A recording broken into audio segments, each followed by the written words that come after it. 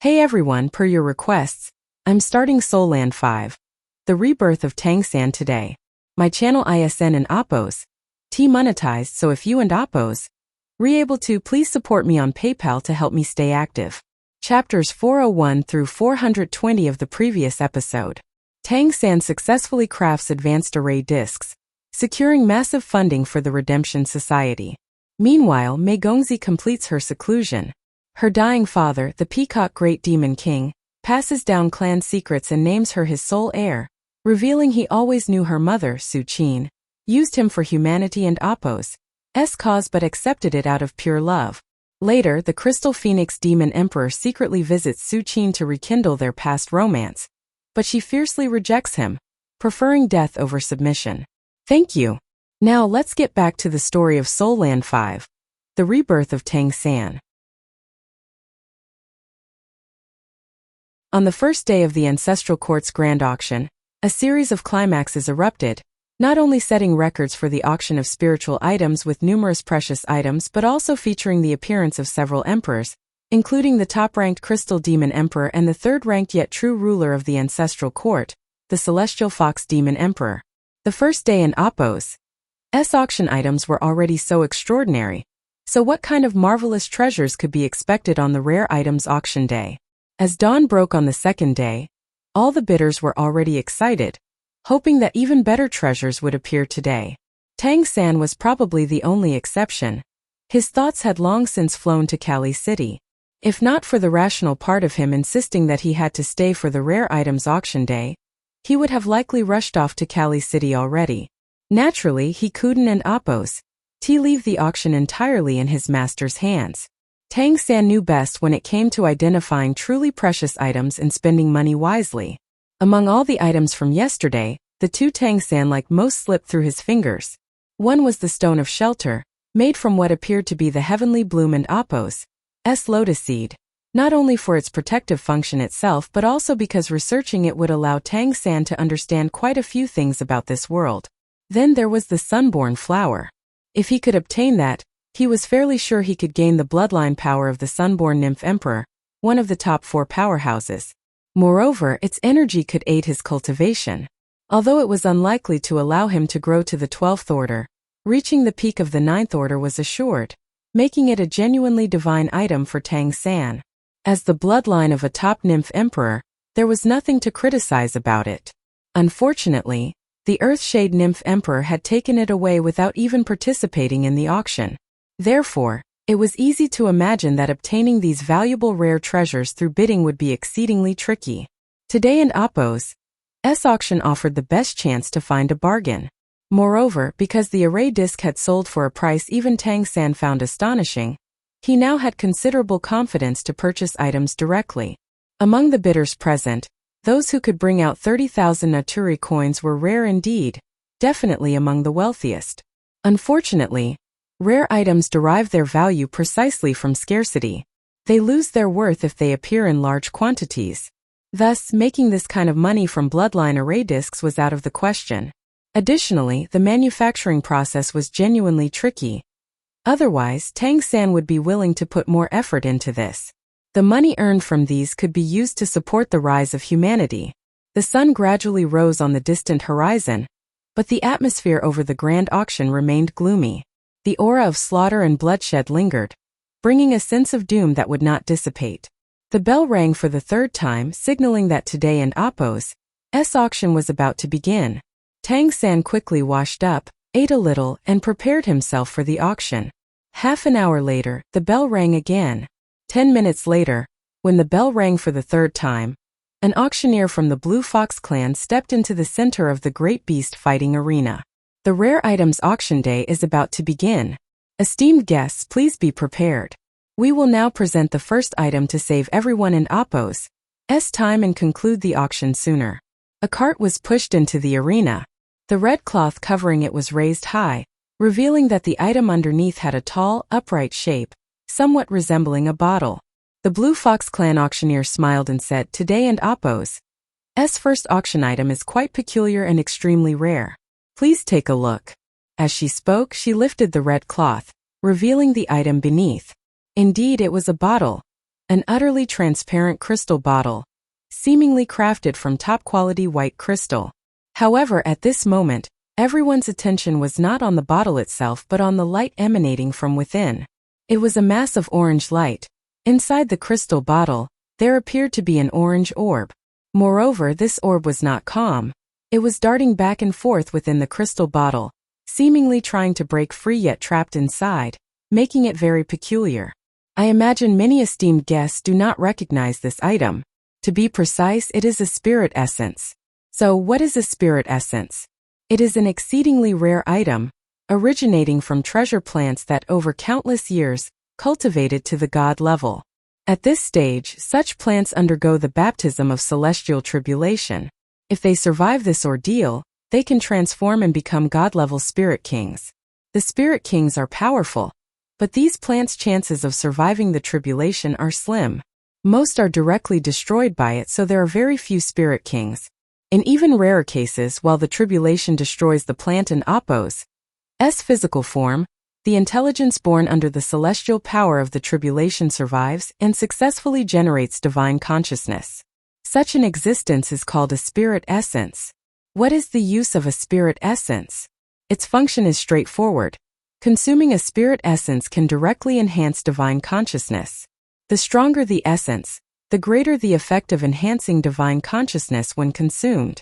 Of course, the prerequisite is that the consumer's divine consciousness must be strong enough not to be overwhelmed by the essence. Plants that generate essences generally have considerable inherent power and fall just short of becoming spirit kings. The ancestral court collected the essence that we are auctioning today.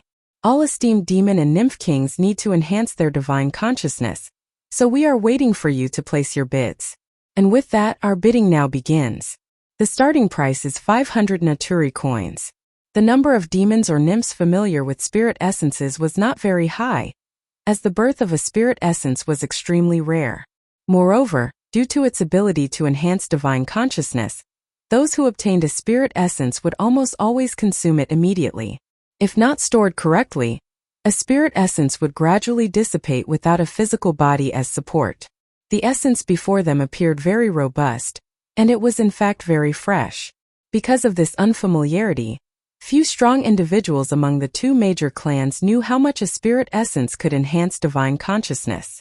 Certain limitations to its enhancement existed. Otherwise, it would not appear in an auction. Those who truly understood the essence's function knew there was a risk in consuming it. The essence in Appo's original intelligence could impact the consumer, and if mishandled, it could backfire. Thus, while it could enhance divine consciousness, it was a double-edged sword that could harm the user if not handled properly. 600. Bid from guest number 239. The auction price for the essence began to rise. However, the increase was not very rapid. After all, this rare item started at 500 Naturi coins, and only bidders who truly understood its value bid with caution. 1,200. Bid from number 336. The Blue Fox Clan auctioneer announced energetically. Indeed, the bidder of 1,200 Naturi coins was none other than Tang San. If someone could see him now, they would undoubtedly notice that Tang San and Appo's expression revealed an uncontrollable hint of delight. What was a spirit essence? It was the divine consciousness of a plant. Though its physical form was gone and weakened, it was still genuine divine consciousness. More importantly, the proper way to use a spirit essence was definitely not just plain old consumption. 1,200 Naturi coins was certainly not a low price. It nearly matched the cost of the golden rock essence blood he had previously acquired. Yet, Tang San believed it was worth it. 1,300. Bid from guest number 239. 1,500. Bid from guest number 336. Tang San and Appo's bids were as aggressive as ever. This was to demonstrate his determination and discourage his opponents. Indeed, after the treasure reached the price of 1,500 Naturi coins, the entire auction arena fell silent. Improving divine consciousness was beneficial, but it was a bit debatable when it wasn't Appo's entirely free of side effects. This price had already exceeded the value of an ordinary spirit essence. Moreover, the Blue Fox auctioneer had not mentioned what kind of plant this spirit essence evolved from. This suggested two possibilities. Either the ancestral court didn't and oppose T know what it was, or the plant that produced this spirit essence wasn't and oppose T very powerful. Either way, it would lower its value. For example, if the blue fox auctioneer had clearly stated that it evolved from a well-known and valued treasure plant, its value would be entirely different. 1,500 Naturi coins 3 times. Congratulations to number 336. As he successfully secured it, Tang San immediately breathed a sigh of relief, a look of joy spreading across his face. It seemed that his luck was indeed as incredible as he'd thought. The first auction item was already very useful to him. This was genuinely excellent news. At this moment, Zhang Haoxuan and Appo's voice came over. Tang San, you Don and Appo's T have to do this. I know my own talent. Although we made a lot of money this time, it must be spent wisely. Tang San immediately understood that his master had misunderstood. But at this moment he couldn't and Appo's T just tell his master you and Appo's overthinking this. Master, the spirit essence has other uses. It and Appo's not just for absorption. I and Appo's I'll explain it to you when we get back, he said. On the other side, number 338, Zhang Haoxuan, was taken aback and replied somewhat awkwardly. Oh then, we and Appo's I'll talk about it later. Tang San didn't and Appo's T want to discourage his master, but he was worried that if he didn't and Appo's T say anything, his master might take the item, settle the bill, and consume it directly after they returned, which would be problematic. Next, let an Appo's present the second auction item. When the second auction item was brought out, its size was much more prominent. Judging by the red cloth covering it, it was over a cubic meter in size. Today and Appo's second auction item is a piece of ore. This ore is likely familiar to many of our distinguished guests. It and Appo's Black Crow Stone. Black Crow Stone itself ISN and Appo's T of particularly high value. Still, a piece Black Crow Stone this gigantic and of such superb quality is probably something none of you have seen before, said the blue fox auctioneer as she uncovered the red cloth on the second auction item. When Tang San heard the words Black Crow Stone, a hint of surprise crossed his face. Back at Redemption Academy's shop, the first lucky find he bought was some Black Crow Stone. More precisely, it was black gold, which this world and Appo's demons and nymphs didn't and Appo's T recognize.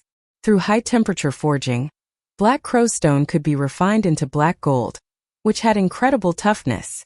Tang San used the Black Crow Stone he had initially auctioned off and additional Black Crow Stone acquired from the market to forge various hidden weapons for his companions. He didn't and Appo's T expect to see this metal again at today's rare items auction. The red cloth was lifted, revealing a gigantic block of Black Crow Stone to all the bidders. The block nearly 2 cubic meters in size, irregular in shape and jet black. It gave off a strange sense of depth, as if it was actually a hole in space rather than solid material. The Black Crow Stone he bought before weighed several dozen kilograms, and that was already a lot, but based on his knowledge of Black Crow Stone's density, this piece in front of him weighed at least several tons. No wonder it took several bear demons together to bring it to the center of the great beast fighting arena. Black Crow Stone is known for its hardness, and such a massive piece is appearing for the first time in recorded history. It has been personally inspected by a demon king, who stated that he sensed some special energy within it. Additionally, given its enormous size, it is suspected that this Black Crow Stone has the potential to develop spiritual intelligence. If it does develop spiritual intelligence, it will likely face a tribulation to transform into a nymph, and it could potentially become a nymph king. Therefore, it was sent here as an rare item. The ancestral court guarantees that there is indeed an energy fluctuation present, but it will be up to our esteemed guests to decide if it can be raised to become a nymph, and what kind of life it might lead if it does. The starting bid is 300 Naturi coins. There was no doubt that this item and Appo's uncertainty was greater than that of the previous spirit essence, so the starting bid was considerably lower. Black Crow Stone wasn't an Appo's T rare on the demon continent, and it wasn't an Appo's T expensive either. So how valuable would it be even if it could genuinely cultivate into a nymph? Subduing a nymph to become a vassal? If it could indeed be reborn, 300 Naturi coins would still be worth it, since it would be a god-level being. However, the likelihood of it becoming a god was small. It would have to survive a tribulation after all, and that was no easy feat. Black Crow Stone was an Apos. T considered a powerful material to the demon and nymph clans. Therefore, an unusual silence ensued when the Blue Fox auctioneer announced the starting bid. None of the bidders made an offer for this Black Crow Stone. Seeing this, the Blue Fox auctioneer couldn't help but frown slightly. She also didn't oppose. T feel that this Black Crow Stone was particularly auction-worthy, and the 300 Naturi coins price wasn't low. Who would be foolish enough to spend so much money on something? But this was indeed the largest Black Crow Stone ever recorded in mining history. This Black Crow Stone, after hardness testing, is harder than any previously known Black Crow Stone, indicating its superior quality. If it becomes a nymph, its defensive capabilities will likely be outstanding, giving it a good chance of surviving a tribulation. Silence, still silence. All those who came to participate in the auction were individuals with excellent judgment. Moreover, the rare items auction was different from yesterday in Appo's spiritual items auction. On the rare items auction day, high prices for junk were common. Of course, there were also lucky finds. But the rare items auction day often wasn't Appo's as good as the first day's spiritual items auction and never as good as the final day's divine items auction. Thus, the second day of the auction had always been the day with relatively poor sales at the ancestral court and Appo's grand auction.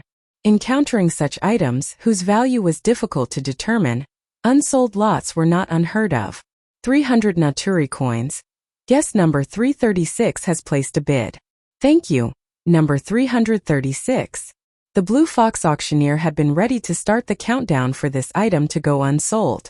But suddenly, a bid appeared on the crystal screen before it. It was from number 336, the same one who had just won the spirit essence. Someone actually bid on this? That was the thought on many bidders and Appo's minds at that moment. Yes, Tang-san had placed a bid. Based on the total volume, even 5 times the amount of ordinary Black Crow Stone Wooden and Appo's be worth as much as 300 Naturi coins. But even before hearing the auctioneer's introduction, Tang-san had already been prepared to bid. If he hadn't Appo's been worried about other bidders noticing and competing with him, he would have bid immediately. Only those who understood a true treasure knew its value. 300 Naturi coins going once, going twice, 3 times. Sold. The Blue Fox auctioneer didn't Appo's delay further, knowing it was fortunate that the item didn't Appo's go unsold. She quickly concluded the auction, allowing Tang-san to win yet another item he desired. 2 successful bids in a row, even though they weren't Appo's particularly high-value items, had still attracted the attention of many bidders to Ep2336. The auction continued, with the next few items fully displaying what it meant to be rare. They were truly bizarre. There was an unknown meteorite that had fallen from the sky, a peculiar giant egg containing a life aura, and a gigantic pearl from the endless blue sea, among others. However, to Tang-san these items held little value. The giant egg, for instance, fetched a considerable price, but Tang-san didn't Appo's bid. The egg indeed contained a very strong life aura, and with his senses, Tang-san could determine that it was likely a hybrid creature. However, at the same time, Tang-san could sense that the egg in Appo's spiritual fluctuations didn't Appo's match its life aura. The life aura was indeed very strong, but the spiritual fluctuations were weak. Because of this, it was doubtful that the creature within could ever become intelligent, regardless of how powerful it was. A demonic beast, not a demon, was the most it could be. The giant egg was eventually auctioned off for a high price of 2,000 Naturi coins. The rare items that made it to the ancestral court and Appo's grand auction were carefully selected. Indeed, many were of high quality.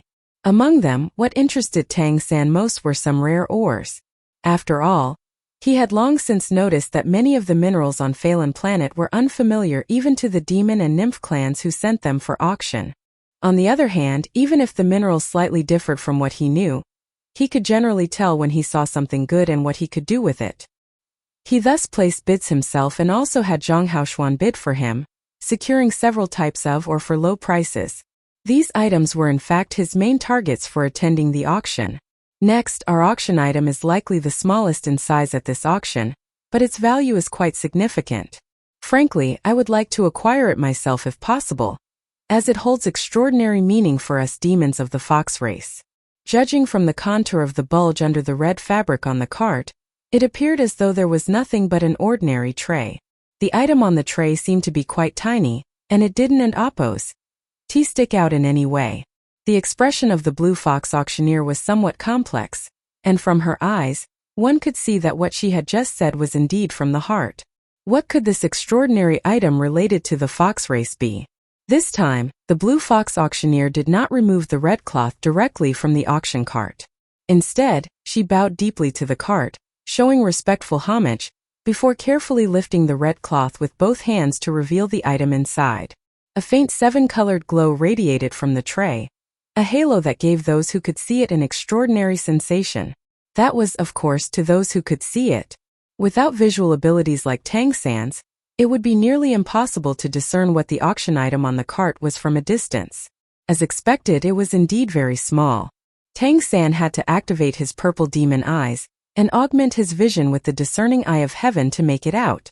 3 transparent needle-like objects were displayed on the auction cart. They emitted a faint 7-colored sheen, giving off a very peculiar feeling. Even with Tang San and Appo's knowledge, he couldn't and Appo's immediately identify what this was. With a somewhat complex expression, the blue fox auctioneer said, "These 3 are the treasures of our entire fox race. They have been put up for auction by the Crimson Fox clan. If there are any of our fox race guests bidding, please strive to bring them back to the fox race." Right after saying this, she seemed to sense something, and her expression changed slightly, with a flash of helplessness and wistfulness appearing in her eyes. She continued, "This auction item is called the foxtail relic. In our fox race, it only appears after the remains of a powerful and virtuous individual are cremated. The foxtail relic has great symbolic significance for our clan. The ancestors who could produce a foxtail relic were all people who made significant contributions to our race. Due to the Crimson Fox clan and Appo's extreme financial difficulties in recent years, to prevent more of their members from becoming playthings, they have put these 3 foxtail relics up for auction to improve their clan and Appo's livelihood. The foxtail relic has the effect of calming the mind and soothing the spirit, allowing the holder to cultivate without ever suffering from inner demons or experiencing bloodline backlash. It is especially beneficial when absorbing essence blood, making it a rare and precious item. The starting bid is 1,000 Naturi coins. Inside the VIP room of number 336, Tang San's gaze remained fixed on the 3 foxtail relics. They gave him a very peculiar feeling. As he examined their fortune in his vision, they actually manifested as a faint golden color. Tang San had only seen such a phenomenon on himself, though his platinum pillar of light reached the sky, whereas the foxtail relics themselves were pale gold, with their brilliance restrained. Tang San could also faintly see a hint of red within this pale gold. Although he didn't dare to probe with his divine consciousness, he could clearly sense that these 3 foxtail relics were truly extraordinary. Of course, the price of good items was certainly not low. These 3 foxtail relics were, up to this point, the most expensive items. The starting bid was 1,000 Naturi coins, which was quite steep. No bloodline backlash, no inner demon influence. This was a useful quality for those who needed it, but it definitely wasn't for everybody. Tang San first thought that if the lion-tiger-beast line had gotten it before meeting him, it would have been quite helpful, at least in controlling their bloodline conflict. 1,100 Naturi coins. The first bid came quickly. Clearly, the value of the foxtail relics, combined with the blue fox auctioneer and Appo's appeal to the fox race, had an effect. 1,200 Naturi coins. The price began to climb. Foxtail relics were probably very rare, perhaps never seen before by those not belonging to the fox race. Although the price was rising, it wasn't Appo's particularly fast. The bidders were clearly hesitant. "Teacher, do you know about foxtail relics?" Tang San asked Zhang Haoshuan through voice transmission. "Never heard of them," Zhang Haoshuan replied without hesitation. "There's some doubt about this item's usefulness. Inner demons might occur in the case of nymph cultivation, but not much in demon clans since their cultivation is nothing more than direct bloodline evolution. As for bloodline backlash, if a bloodline is strong enough and doesn't randomly devour other types of essence blood, It's not really an issue. This item feels somewhat superfluous. Tang San narrowed his eyes. His opinion of the 3 foxtail relics vastly differed from Zhang Haoshuan's. The true effect of these items was likely far greater than what the blue fox auctioneer described. Otherwise it wouldn't and oppose have such a starting bid. 1,800 Naturi coins. The price was nearly doubling. 2,000 Naturi coins. Thank you, number 336. Yes, Tang San had just bid again. And at this moment, his eyes were filled with determination. These 3 foxtail relics were items he was resolved to acquire. 2,100 Naturi coins. The blue fox auctioneer became visibly tense after Tang San and Oppo's bid.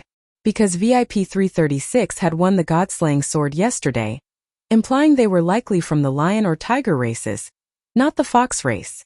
Naturally, she sincerely hoped these 3 foxtail relics wouldn't fall into the hands of an outsider. 2,300 Naturi coins. Tang San bid again. 2,400 Naturi coins. There was still a competitor. At this price, only one voice was left bidding against Tang San. He directly upped the bid by 200. 2,600 Naturi coins. The opponent followed up again. 2,700. Tang San calmly countered. 3,000. When the 3,000 Naturi coins bid appeared, the entire hall fell silent. This had already set the record for today's auction prices. Were the 3 artifacts from the foxtail genuinely worth that much? 1,000 Naturi coins for each of these needle-like relics. It was mind-blowing. The entity competing with Tang San finally gave up and didn't and oppose bid further. Clearly 3,000 was beyond their limit. 3,000 Naturi coins. Any other bids?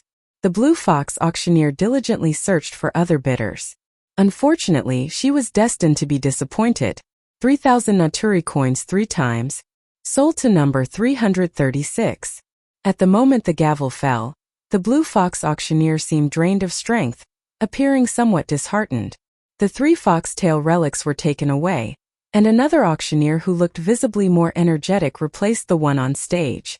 Meanwhile, in room 336, Tang San could feel a weight lifted off his shoulders. Even if they weren't useful to most people, these objects were priceless to him. Zhang Haoshuan refrained from interrogating Tang San about the reason behind his lavish spending on this item. As he often did lately, he opted to just have faith in his disciple. The 30,000 Naturi coins that constituted their funds had been earned by Tang San himself, after all. As the auction progressed, a succession of rare goods emerged. Nevertheless, Tang San maintained a low profile. He allowed his teacher to place bids on interesting things he found. It was as simple as that. If the price was good, they bought it. If not, they passed. Time gradually passed, and as the sun began to set, the day and Oppo's auction was also nearing its end. Several auctioneers had already been changed, since an entire day of auctioning was truly exhausting. Keeping tabs on the products at all times was also a drain on the bidders. But the arrival of the final few pieces was something everyone was anticipating. Given yesterday and Oppo's auction of spiritual items, it was clear that today and Oppo's final rare items would certainly not disappoint. This was indeed a rare opportunity. We will finally begin the auction for today and Oppo's last 3 items. If you expect them to be as good as yesterday's items, well, I believe you will not be disappointed. Each of these 3 is truly a treasure. Now let and Oppo's welcome the third to last item. Finally, it was here. The somewhat drowsy bidders, especially those with deep pockets and willingness to spend, all perked up. Yesterday and Oppo's final 3 items were undoubtedly stunning. The Stone of Shelter, the Solar Blossom, and lastly Tang San and Oppo's Chrono Array Disc. Though the Chrono Array Disc had the lowest price, it was of the greatest significance, as it essentially pioneered a new path. So what treasures would today and Oppo's final 3 rare items be? This was what every bidder eagerly anticipated. A cart was wheeled into the venue, and as it entered, all spectators seemed to feel a sense of sluggishness. What was this thing? Tang San gazed into the distance, and when his eyes landed on the cart, he immediately felt his thoughts becoming sluggish. The 4 bears pushing the cart wore heavy armor made of metal, as if whatever was on the cart posed some kind of danger to them. Judging by the bulge on the cart, this item also didn't seem very large. The cart was wheeled to the center of the venue, and the auctioneer stepped back to a more distant spot, in an unusual display. And when he spoke again, everyone noticed something even more unusual. Honored guest next. This item is very unique.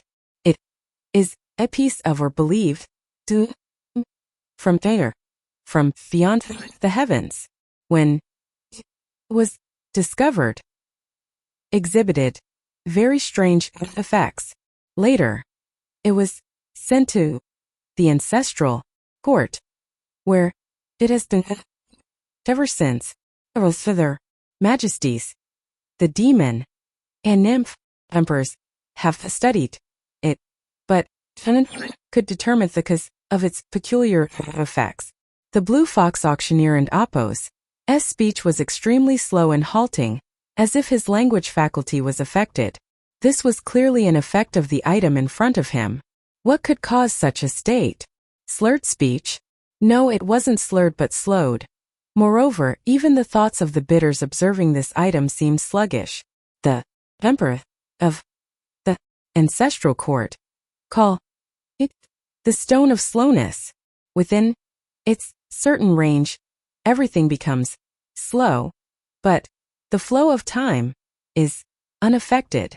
We even invited the elders of the Crocs to verify, and they found that their mastery over time could not filter its surrounding effects.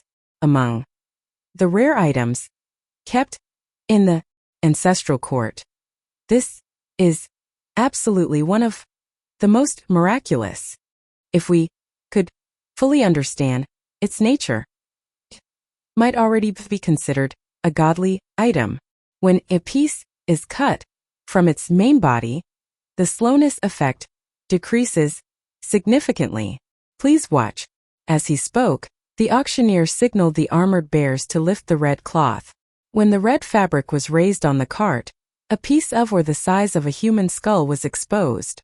It had crystalline patterns and an uneven surface, and it was a uniform yellow-brown color. No light was coming out of it, but if one could tap into its spiritual energy, they and Apos perceive a hazy halo. The effect seemed to reach far and wide, slowing down everything within a radius of 100 meters. An unknown rare item. That was the category it fell into. However, the effects it produced undeniably proved its value. It made perfect sense for it to be one of the final 3 items. Starting price 5,000 Sari coins. Each increment must be at least 500. The auctioneer announced the rules with difficulty, then slowly raised his hand to signal the start of the bidding. The venue fell into silence. No one placed a bid. The reason no one bid was simple. Its uses were unclear. It was simply that one knew what to do with it. 5,000 Naturi coins was no small sum, and spending such an amount on an unknown item was indeed somewhat extravagant. Even the demon and nymph emperors Kuden and Apos figure out its origin, mechanism of action, or how to use it. Obviously, the bidders entertained no thoughts of outsmarting the emperors. This thing was indeed bizarre, and at the same time painfully impractical. A first thought would be that it was suitable for making weapons, except the slowness would affect the user themselves. The bear's heavy metal armor seemed to barely insulate them from the effect, so they were able to move the cart. Using it as a weapon? Don't be ridiculous. If someone attacked you from a distance, you couldn't even think to defend before you were hit. Slowness was absolutely helpful in some situations, but only if the user was not affected. What was the point if they were?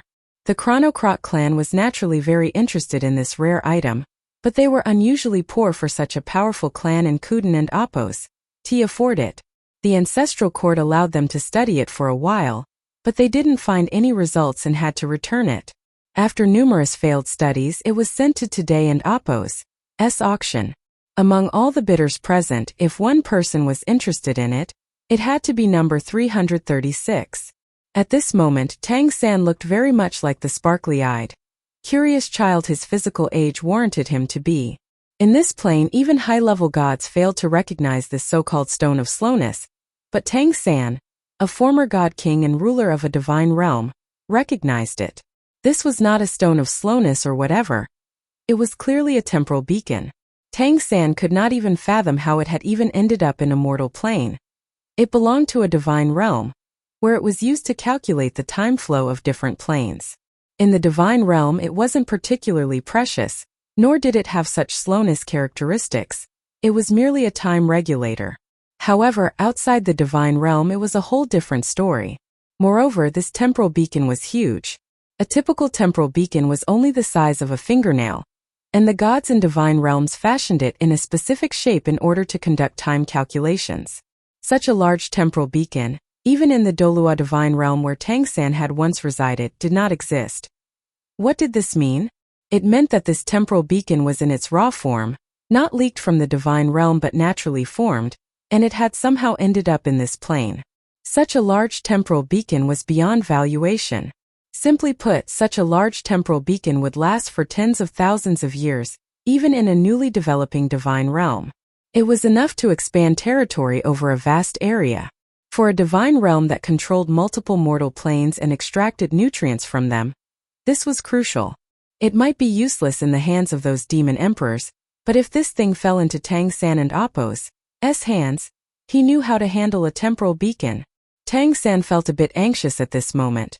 He was really afraid that a demon emperor would suddenly step forward and say I want it and then offer an astronomical price. If not for the fear of being discovered by the celestial fox demon emperor, Tang San wanted to give himself a stroke of luck right now. Fortunately, the competitor he was worried about did not appear. The entire venue remained silent.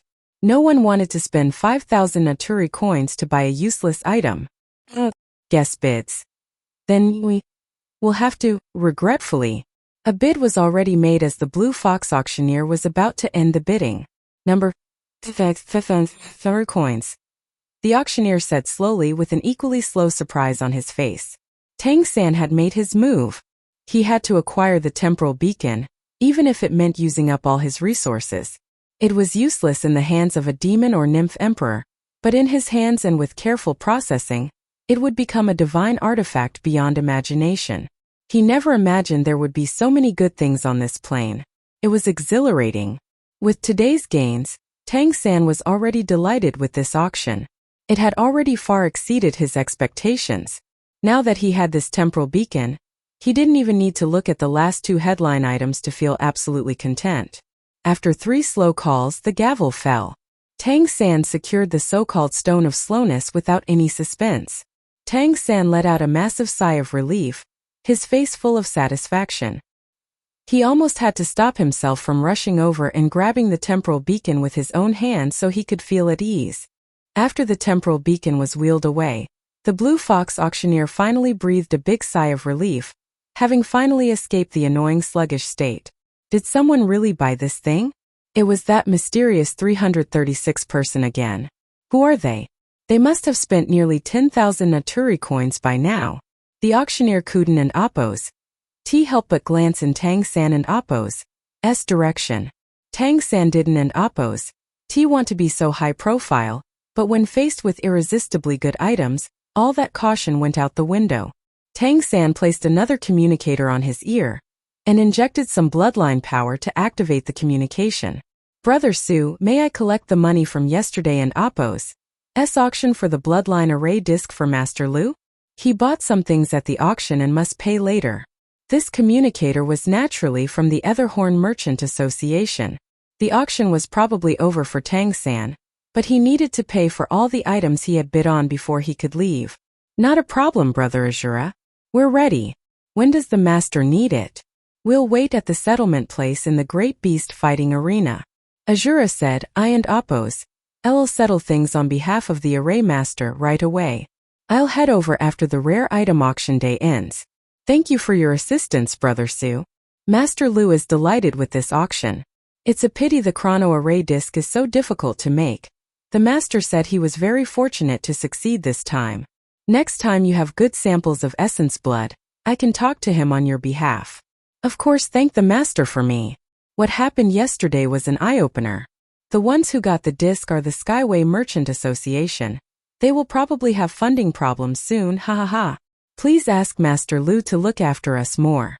In the future, any essence blood the master needs, as long as we have it, we'll prioritize it for the master, and we can deduct its value when the discs are delivered to us.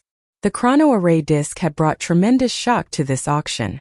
Although the grand auction wasn't over yet, the Etherhorn Merchant Association had already received numerous orders and inquiries, becoming the talk of the town. Su Xiren and Appo's desired effect had been fully realized. And this was just the beginning. The array discs Azura had delivered were not limited to the chrono array. The chrono array disc was unique, but that didn't mean it was the only good array disc. What it did mean was that with the high price of the chrono array disc, the value of these other discs naturally soared as well, enough to make the Etherhorn Merchant Association considerable profit. In this situation, the reliance of the Etherhorn Merchant Association on the array master naturally reached its peak. While Tang San was talking with Su Xiren, the second-to-last rare item was already being brought onto the auction stage. It was a fossil, more precisely a skeleton. A gigantic skeleton. Judging by its shape, it looked like a dragon but without wings. The second-to-last rare item today is this skeleton. It's said to be the skeleton of a sea dragon. Judging by its size, this sea dragon was likely a true ruler of the ocean, a great demon king-level being. If we disregard the one in Kali City who might be a sea overlord turned sea god, then this should be the strongest being in the endless blue sea. It's said that the bone marrow contained in sea dragon bones is a great supplement, nourishing any bloodline, especially those with water elements, providing significant benefits. This skeleton, judged by your majesties, is highly active and definitely contains bone marrow. Its bones are also precious treasures that can be used to make weapons. The starting bid is 5,000 Naturi coins. 5,500 Naturi coins. A bid was immediately raised. Compared to the previous Stone of Slowness, the value of this Sea Dragon Great Demon King's skeleton was much easier to calculate. The hard bones could be used to make weapons, and the bone marrow was a valuable supplement. This was a top-tier rare item much easier to utilize. In the hands of skilled craftsmen, its value would undoubtedly shine brilliantly. Tang San was also interested in this item. If the bone marrow were as miraculous as claimed, it would significantly enhance the eldest senior brother's bloodline power. The only downside was that Wu Bingji's attribute was ice, and thus the water element was good but not optimal. When the bidding price exceeded 10,000 Naturi coins, Tang San had already dismissed the idea of bidding. The cost-benefit ratio was too low. It was better to save the money for something else. As for making weapons from the sea dragon bones, Tang San wasn't interested at all. Despite their hardness, they lacked flexibility. They were inferior to the top-grade alloys he forged himself. He was already very satisfied with the massive piece of black crow stone he had acquired. Ultimately, this great demon king-level sea dragon skeleton sold for a high price of 16,000 Naturi coins. Next, we have our final item of the day, the concluding piece of the rare item auction. Let and Appo's bring it up. Transporting the sea dragon skeleton was laborious, so it took a while to get it off the stage. It could not be carried up and down the narrow mountain paths, of course, so it had to be hoisted up and transported by flying demonic beasts, with special approval from the ancestral court. By the time it was gone, Tang San had already stood up from his bidding cave. If this last item didn't pique his interest immensely, he was ready to leave and seize every moment to hurry back to Kali City. A huge cart was slowly pushed up to the podium. As it was brought into the venue, the rapidly dropping temperature in the air was noticeable even from the mountain peaks. An item with the ice attribute. Tang San paused, having stood up, then sat back down again. On this trip to the ancestral court, he had found suitable treasures for all his companions except for his eldest senior brother, Wu Bingji. And now this last rare item was of the ice attribute. Could it possibly be suitable for him? The cart was pushed to the center of the venue. Just the cart alone had a diameter of over 10 meters, and the high bulge under the red cloth suggested that what lay beneath was also quite large. The final item of today in Appo's auction comes from a deceased majesty, the Ice Sky Demon Emperor.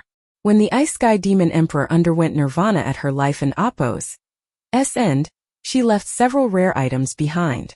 This is one of them, the Throne of Frost. Since the fall of the Ice Sky Demon Emperor, the Ice Maidens have been in decline, their numbers dwindling. To ensure the continuation of their clan, They have offered up this treasure, hoping to obtain resources through it to revive the Ice Maidens. As he spoke, the auctioneer lifted the red cloth. Instantly, a powerful chill swept over all the bidders, making them feel a biting cold. A truly bone-chilling frost caused the temperature in the entire great beast fighting arena to drop below freezing. The throne of frost was not just a large seat.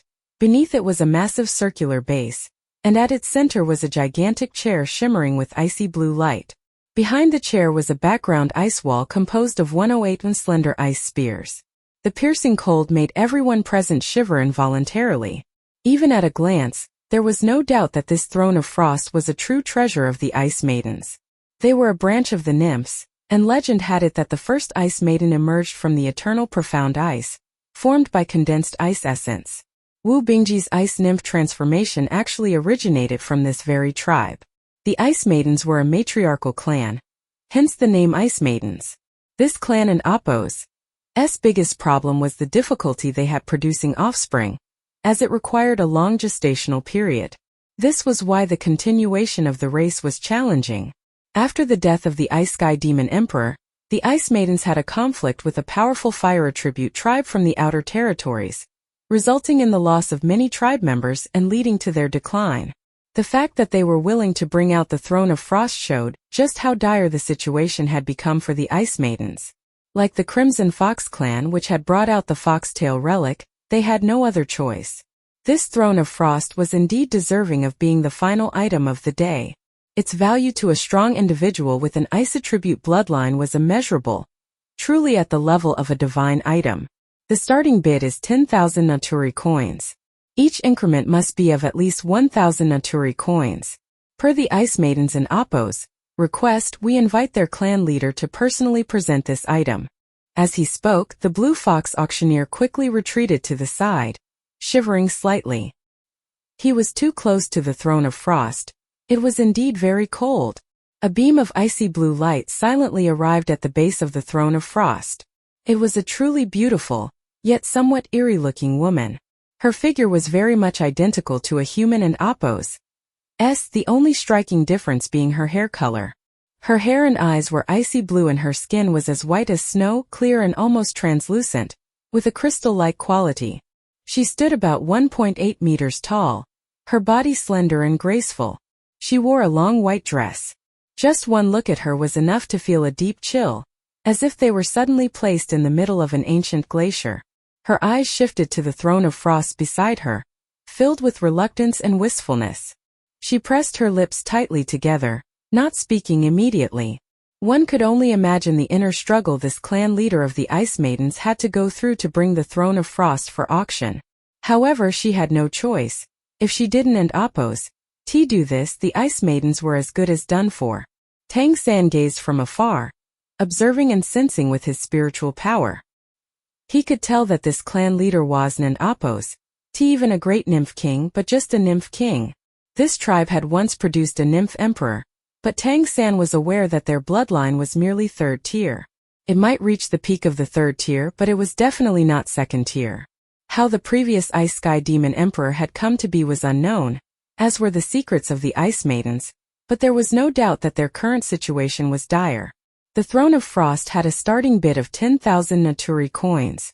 It was undoubtedly a great item, and it would definitely provide immense help to Wu Bingji. But could this item actually be won in the auction? It was the throne of a former demon emperor, and likely had more value than just that. Who knew what other implications were behind it? Tang San squinted his eyes slightly. At this moment he couldn't and Appo's worry about much else. Simply buying the Throne of Frost outright wasn't an Appo's feasible. They only had around 10,000 Naturi coins left, not enough to buy it. Tang San took a deep breath and his eyes flashed. He took an item from his storage ring, then focused his spiritual power and transmitted a message to the Ice Maiden clan leader in the arena. Clan leader, please do not auction the throne. I am willing to sponsor your clan, and I have a solution to your reproduction problem. A simple transmission with Tang San and Appo's spiritual power would naturally reach the ears of the Ice Maiden clan leader clearly. There was no doubt that such a transmission would be noticed by sufficiently powerful beings. However, there were no rules against it. Immediately, Tang San felt at least 10 divine consciousnesses sweeping toward him. He stood up and raised his hand, showing off the item he had just taken from his storage ring. Immediately, a beam of light emanated from the item in his hand, causing those divine consciousnesses that touched him to retreat as if struck by lightning. The Ice Maiden clan leader and Appo's divine consciousness was naturally among them. When her divine consciousness and gaze focused on Tang San and the item in his hand, her sorrowful eyes immediately brightened, and she nodded toward Tang San. This item is not for sale. As she spoke, an ice blue light flashed in her hand and the throne of frost beside her silently merged into her body, vanishing from sight. Gorgeous ice blue patterns appeared on her skin, and her aura soared to the great nymph king level. She nodded in Tang San and Appo's direction and heard his transmission once more. The next moment, the Ice Maiden clan leader floated away. The Blue Fox auctioneer was stunned. Only god-level powerhouses understood what had just happened. But if someone decided not to sell, they couldn't, and Appo's be forced to. For a moment the three peaks were abuzz with noise. Tang San didn't and Appo's linger.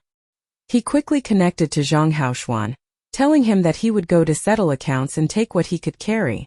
Then he would leave for a while, returning in 2 to 5 days to rejoin him at the ancestral court. After giving these instructions, Tang San quickly got up and left. He definitely wouldn't and Appo's participate in the next auction. Today had already gone beyond his plan and was a bit too conspicuous. The auction day for rare items concluded. Many bidders were quite dissatisfied that the final item, the Throne of Frost, had been withdrawn. However, it was the right of any seller to do so, and the rules of the grand auction permitted it. Before the hammer fell, the bidders who submitted items for auction had the right to reclaim their items, provided they paid a fine. The fine was about 1/10 of the starting bid. This meant the Ice Maiden clan had to pay 1,000 Naturi coins. What had Tang San taken out for her to give him credit and everyone else to back off? Naturally, something really important was required to scare off the numerous divine consciousnesses probing over, and to make the Ice Maiden clan leader withdraw from the auction without hesitation. What he had taken out was mirror, the crystal mirror from the Crystal Demon Emperor specifically. He was borrowing the Emperor and Appo's influence. As a token from the foremost Demon Emperor, who would dare not give face? There were extremely few crystal mirrors. The Crystal Demon Emperor did not casually give them away. The holder was unquestionably a favored subject of the Crystal Demon Emperor and, to some extent, could represent them. Moreover, no one knew who Tang San was. With the crystal mirror in hand, who would risk offending the Crystal Demon Emperor by questioning him? Everyone has witnessed 2 competing emperors falling silent during the previous auction day, when the Crystal Demon Emperor appeared. Even the Celestial Fox Demon Emperor only showed up after the Crystal Demon Emperor had left. This number 1 Demon Emperor had unquestionable authority over their peers. Tang San did not worry about what the Crystal Demon Emperor might do to him. He understood that at the Crystal Demon Emperor and Appo's level it was impossible they hadn't and Appo's noticed Tang San was at the auction.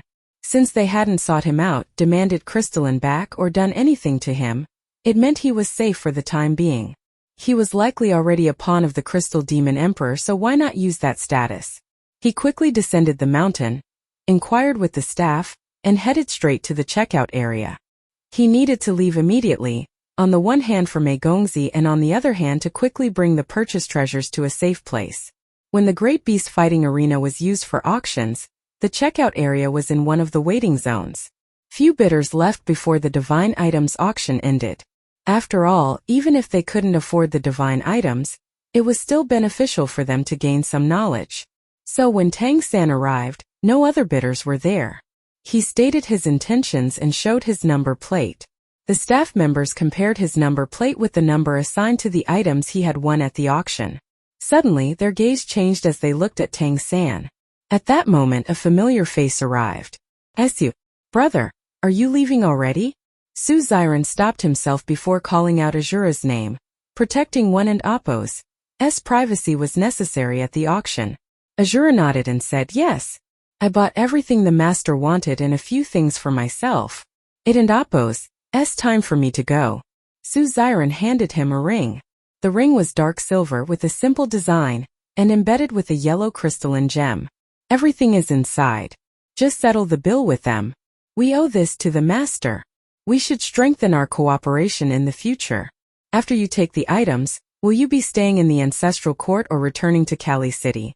Azura replied, I and Appos, I'll stay in the ancestral court for a few more days, probably returning to Kali City in about a week. What about you, Brother Su? Are you going back or staying? Su Xiren said, I and Appos, I'll stay in the ancestral court for a while. I and Appos, I'll contact you when I return to Kali City. We and Appos, I'll have a proper gathering then.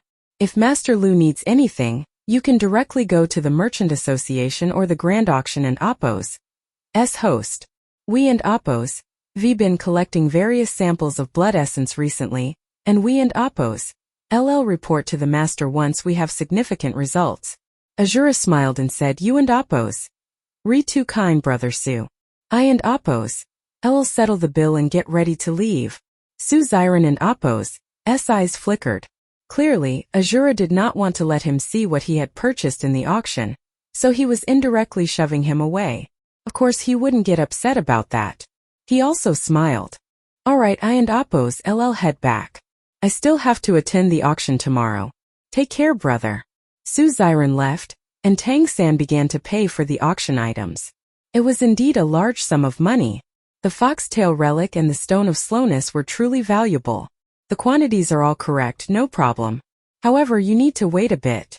You have an item that requires direct communication with the other party. You are aware of this, right? The staff took the money and handed the items to Tang San.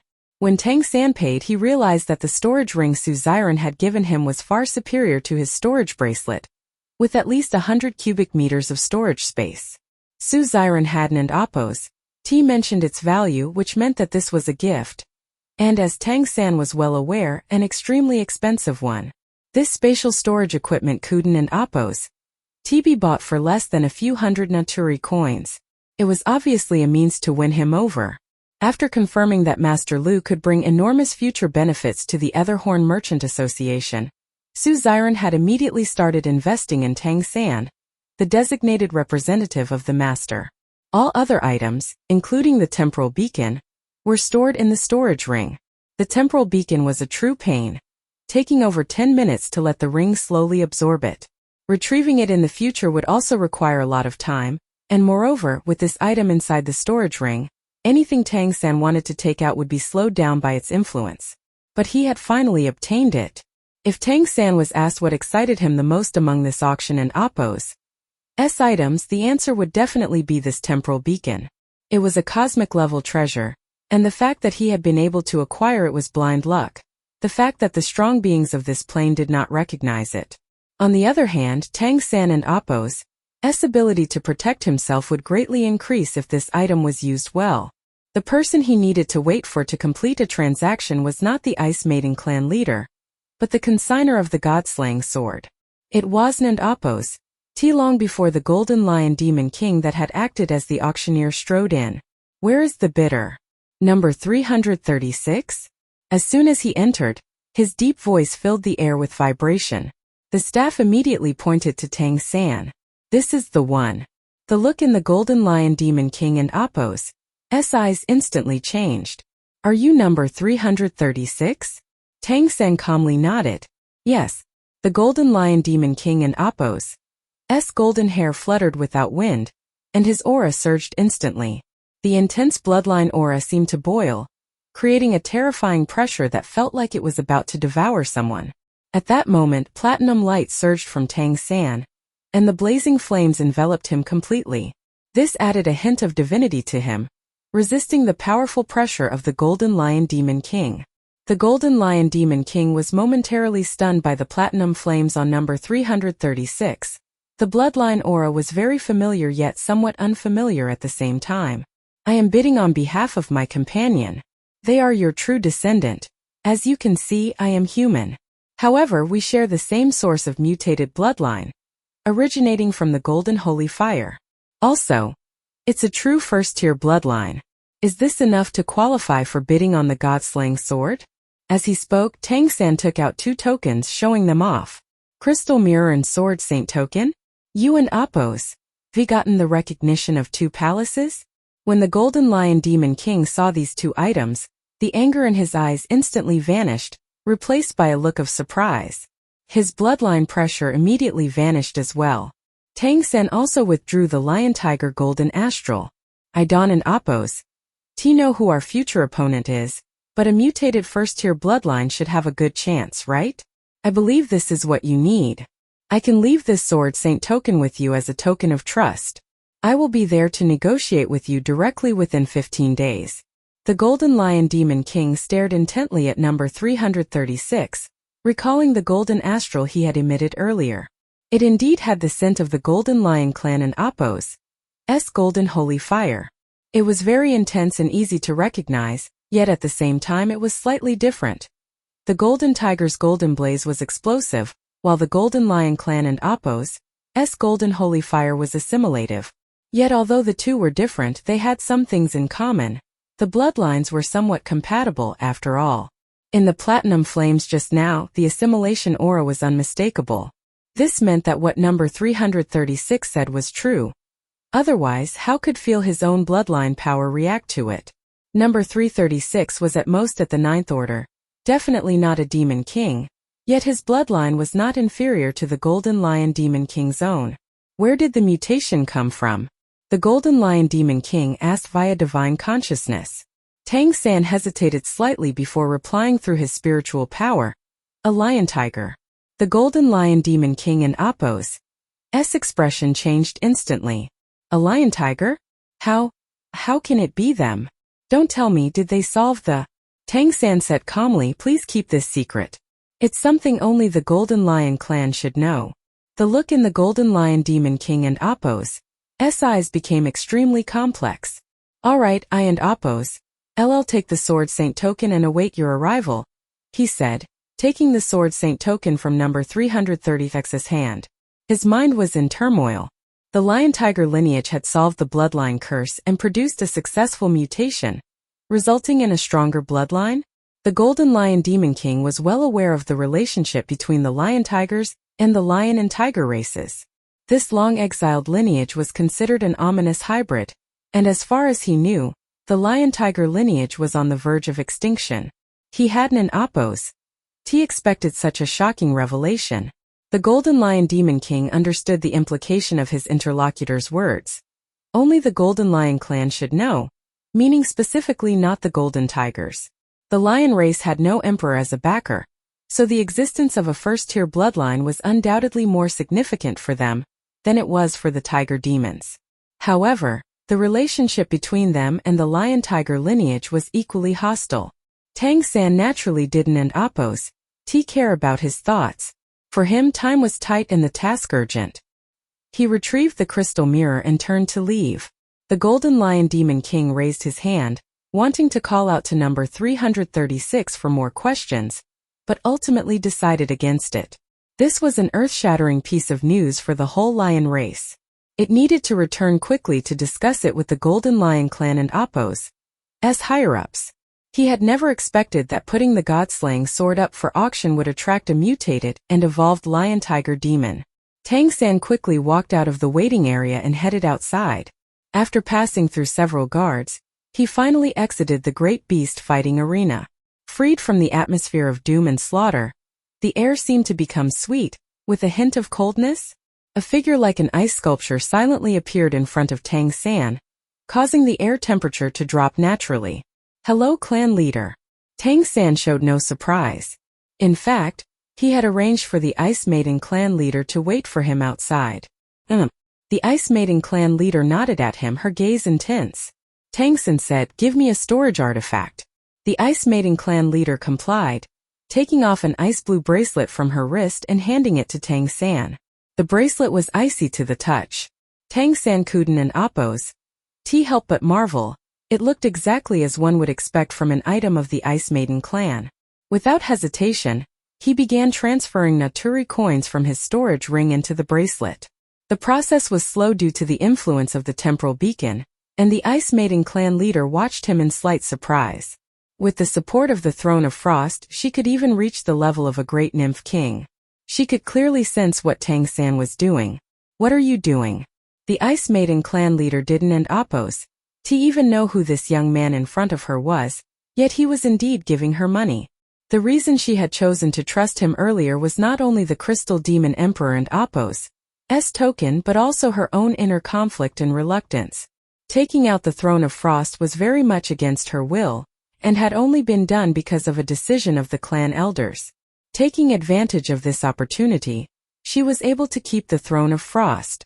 If it had been auctioned, the value of the Throne of Frost would have definitely exceeded 50,000 Naturi coins. It was a true divine artifact. However, only a strong ice attribute individual could fully unleash its power. He looked at her calmly and said, "Clan leader, my name is Azura. You should be able to tell that I am human, but I am no longer a vassal. I am now a noble. Today, when I saw your reluctance to part with the Throne of Frost, I could clearly feel its importance to you and the Ice Maiden clan. As the saying goes and oppose, a gentleman does not take away what others cherish. One and oppose, I believe the Throne of Frost should not fall into others and oppose hands. Only in the hands of the Ice Maiden clan is it truly the Throne of Frost. Therefore I hope to help you, or rather, help the Ice Maiden clan through this crisis." I and oppose. V heard a bit about the situation of the Ice Maiden clan, particularly that you have issues with inheritance and difficulty in producing offspring. I and oppose.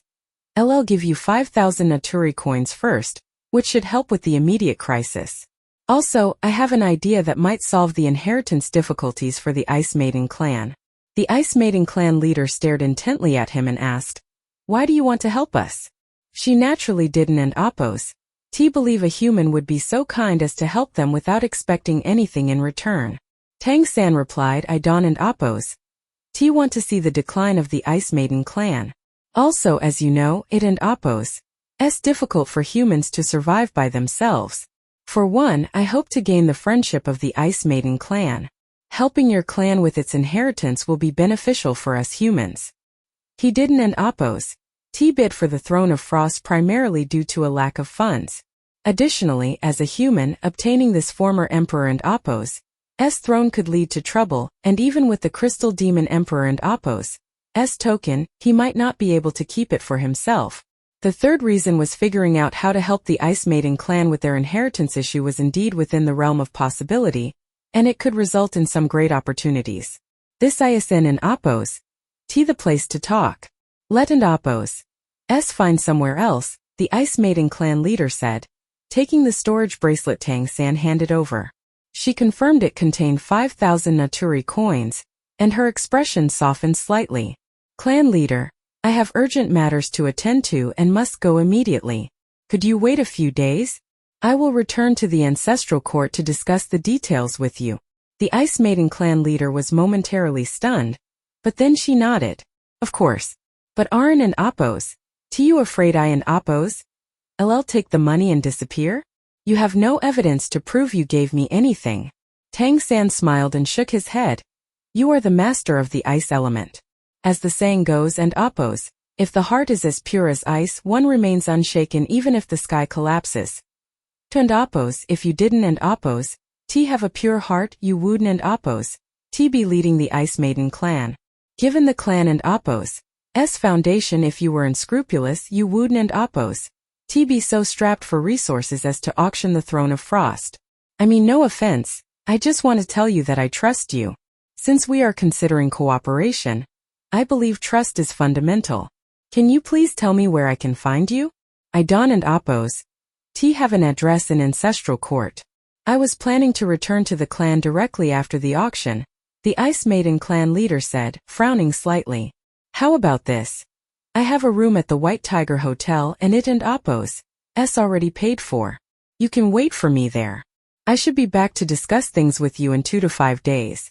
What do you think? The Ice Maiden clan leader nodded slightly. That works.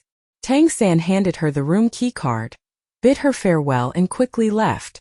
Was it important to discuss cooperation with the Ice Maiden clan leader? Of course it was. Was obtaining the god-slaying sword important? Naturally, it was very important as well. However, compared to meeting with Mei Gongzi, these things paled in comparison. In Tang-san and Appo's heart, Mei Gongzi was always the top priority. After bidding farewell to the Ice Maiden clan leader, Tang San Kuden and Appos. Wait to set off. Flying was not allowed within the ancestral court, and running at full speed would draw too much attention.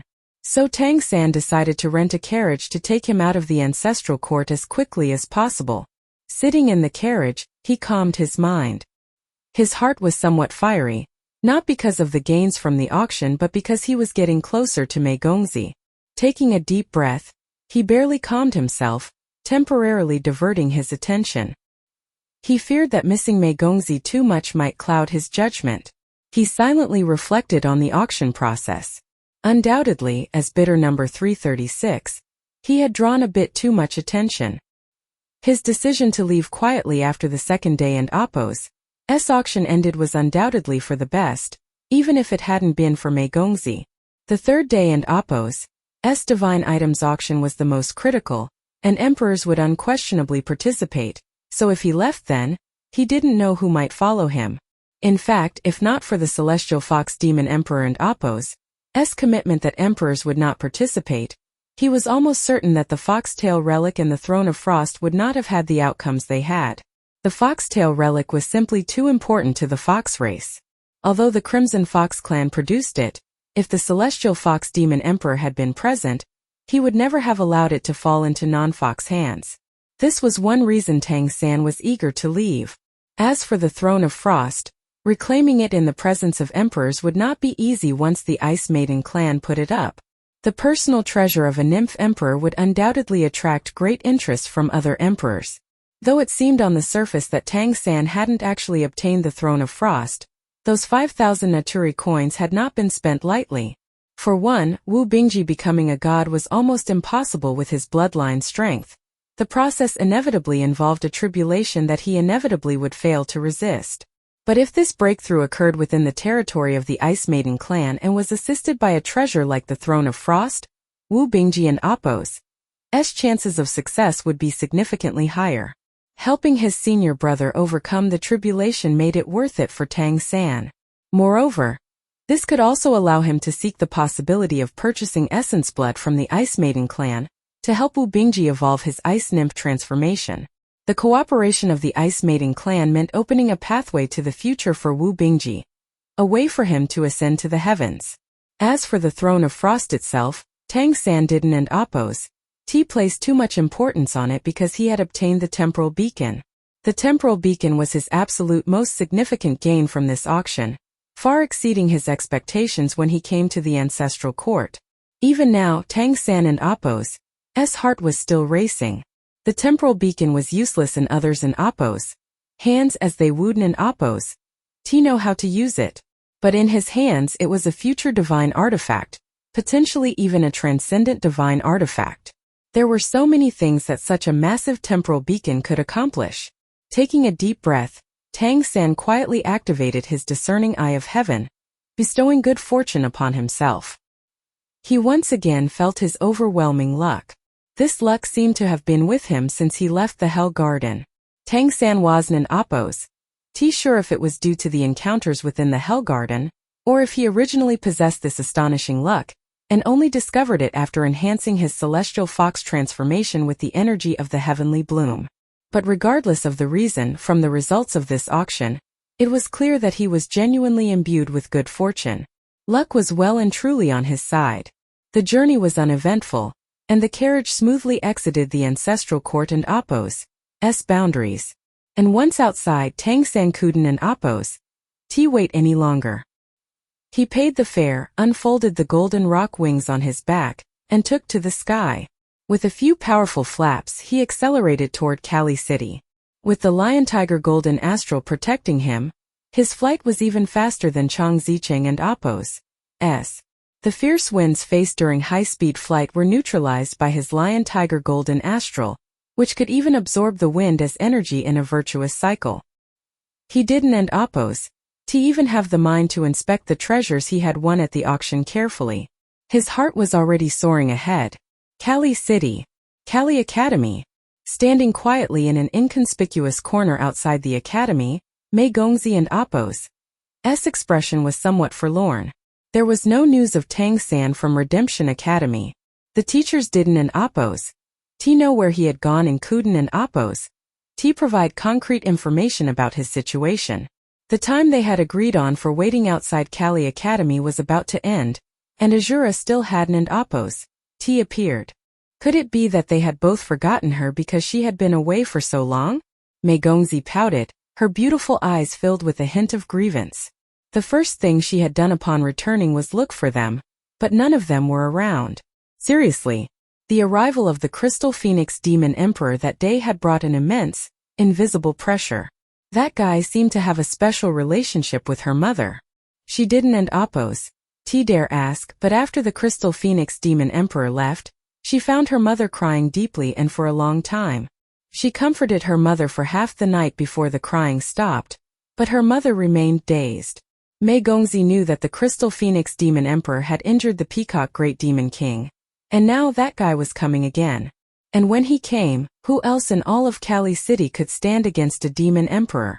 She finally decided to quietly inform the Peacock Great Demon King about this. To her surprise, the Peacock Great Demon King didn't oppose. T seemed surprised. He just said if he wants to come, let him come, and then didn't oppose. T say anything else. Could the Peacock Demon clan defend themselves if the Crystal Phoenix Demon Emperor came again? If they couldn't oppose, T, what was the point of her status as the heir? The mission assigned by her organization would also become impossible to complete. More importantly, the Peacock Great Demon King might, even though she didn't oppose, T have deep feelings for this father, and there was a barrier between their races. Deep down she didn't oppose. T want him to die. After all, he had been truly kind to her, and blood was thicker than water. At this moment she felt a lot of pressure. She really hoped someone could listen to her, hear her heart, give her advice and help her. The only ones she could trust were those two guys. But one was missing and the other hadn't oppose. T kept the appointment though the agreed upon time hadn't oppose. T passed yet. Maybe he would come? Thinking of this, Mei Gongzi looked around and quietly released her spiritual power, searching for the figure that might appear at any moment. But to her dismay, there was still no trace of him. Time passed second by second. Mei Gongzi went for a meal once but spent the rest of the time waiting there. She had an inexplicable trust in Azura. She didn't oppose. T know why he appeared and always helped her unhesitatingly whenever she needed it. But the fact of the matter was that he had saved her, rescuing her from incredibly dangerous situations. She had always felt he was trustworthy. Waiting was often a painful thing. The feeling of continuous anticipation without any result was genuinely unpleasant. 3 days had passed, and she had been waiting for him here without leaving. Afraid of missing him, she had stayed here the whole time, but he still hadn't oppose. T appeared. Stretching her stiff body, Mei Gongzi began to move under the setting sun, gently dancing in place. She hummed a song that only she could hear, carrying a peculiar rhythm, as she gracefully danced in the twilight. Faint silver light flickered around her, emphasizing her graceful movements accompanied by subtle spatial fluctuations. The celestial dance was the most important inheritance of the Peacock Demon clan, and its true foundational art. In fact, a clan member had once relied on this exact celestial dance to become an emperor. However, the celestial dance was a truly complex art, and for many generations, no clan member could master it. This was the primary reason a new demon emperor had not emerged. The celestial dance was more suitable for the female members of the Peacock Demon clan. While males could also learn it, their results were much poorer. However, the natural bloodline power of males in the clan was much stronger than that of females. The Peacock Demon Emperor was an exception. Her bloodline had mutated, and as a result of her ascension, the Peacock Demon clan's bloodline had evolved into a true first-tier one. Sadly, in the following generations, the male members of the Peacock Demon clan were still stronger, and the female members also failed to comprehend the celestial dance, leading to the current situation. Yet now Mei Gongzi displayed exceptional talent. She had been able to awaken the Peacock Golden Crown at an extremely young age, and had now finally begun to grasp the basics of the celestial dance. She knew this was why, despite her human half, the Peacock Great Demon King was truly intent on passing on the position of clan leader to her. Once I finish this dance I won't oppose. T wait for that guy anymore. How can he go back on his promise like that? As Mei Gongzi danced gracefully, her chi and blood became more harmonious, her entire body radiating a crystalline silver light.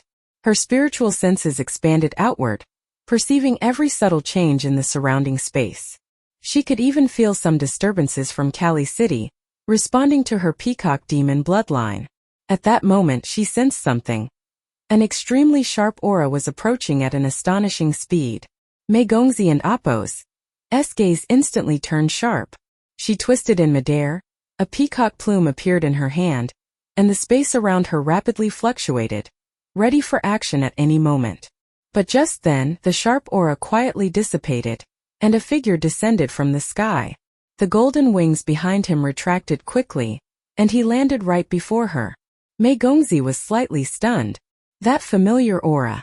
Sorry to keep you waiting. The familiar voice, the familiar aura, the familiar mask, and the familiar figure. Azura landed gracefully. His breathing was noticeably rapid, and his chest heaved, indicating that he had been rushing with all he had. At this moment his eyes were filled with an uncontrollable fervor, giving Mei Gongzi the feeling that he might jump her at any moment. Yet as she looked at his figure and listened to his voice, for some reason, all the resentment accumulated over the 3 days of waiting turned into a feeling of reassurance. Did you come from very far away? Mei Gongzi asked softly. For some reason he seemed to have grown even taller. At this moment Azura and Appo's gaze seemed to devour her. She had also grown taller, and her figure was more balanced. The girl and Appo's youthful aura had become even more intense, with less awkwardness and more of the unique softness of a young woman. She seemed a bit thinner, but her eyes were brighter. Her dance just now was truly beautiful. Before he arrived, his divine consciousness had already scanned the area. Yes, his divine consciousness, because it couldn't and Appo's be easily detected and could probe much farther.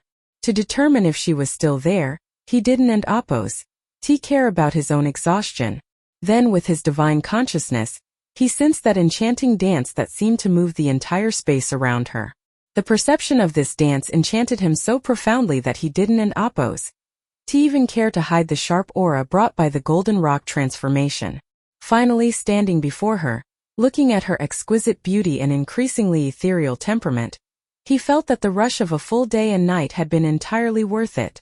Yes, it was a bit of a distance, but it was manageable. Some matters delayed me.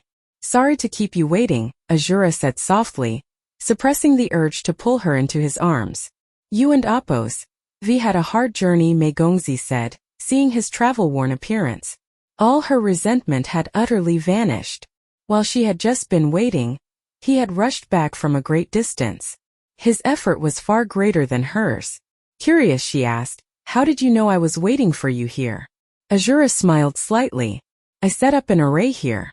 I can sense it if someone stays here for a long time and, well, only you would do that. When it happened for the second day in a row, I knew you had left seclusion. You and Appo's changed a lot. Your strength has also increased a lot. Is your seclusion completely over? Just a sweep with his divine consciousness, and he could clearly feel that Mei Gongzi and Appo's aura had become more refined. Her cultivation had settled very well. Although she was still at the 8th order, she was at the peak, with clear signs of deliberately suppressing and compressing her bloodline power. Otherwise, she would have already broken through to the 9th order. How old was Mei Gongzi? Barely 16, and she was already approaching the 9th order. This was rare even for high-tier demon clans. A human achieving this was practically unheard of. Of course, Tang-san excluded himself from this. He couldn't and Appo's be judged by the standards of ordinary humans. Well, it and Appo's not terrible, but the training ISN and Appo's over yet. I was let out for a short break. In a few days I have to undergo a trial. A trial? What kind of trial? Azura asked, immediately feeling a bit nervous. Mei Gongzi replied, a family matter, I suppose. After I pass the trial, the seclusion should come to an end. Azura suddenly understood. The reason you and Appo's been suppressing your power is to break through during the trial, right? Mei Gongzi nodded. I believe so. It wasn't an Appo's my decision, so I don't know for sure.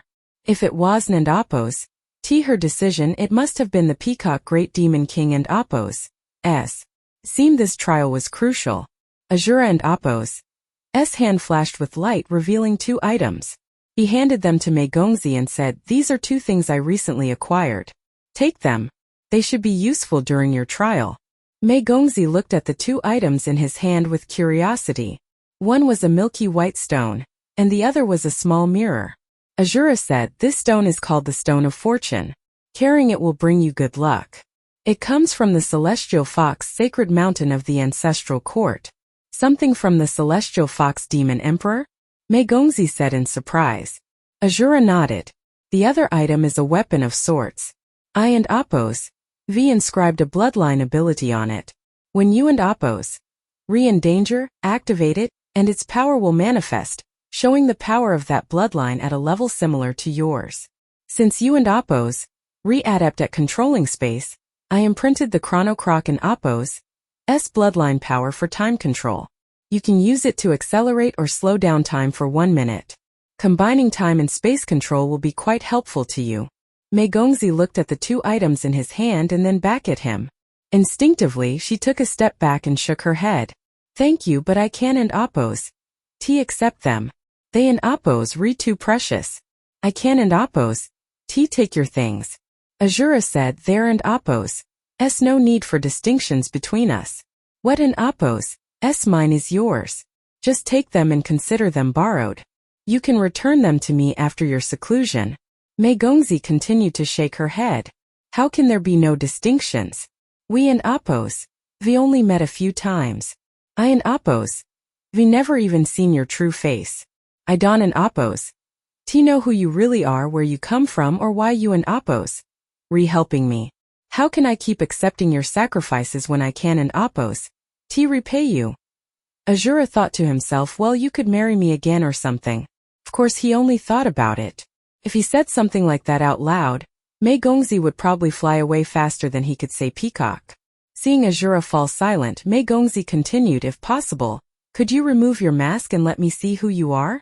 At least let me know who an Appos S helping me. I really can and Appos T accept your things anymore. I came to see you today and have been waiting for 2 days to get to know you better and discover who you are." Azura smiled wryly and said, "Why be so hung up on this? You just need to know that everything I do is for your sake. Whatever you want to do, I fully support you.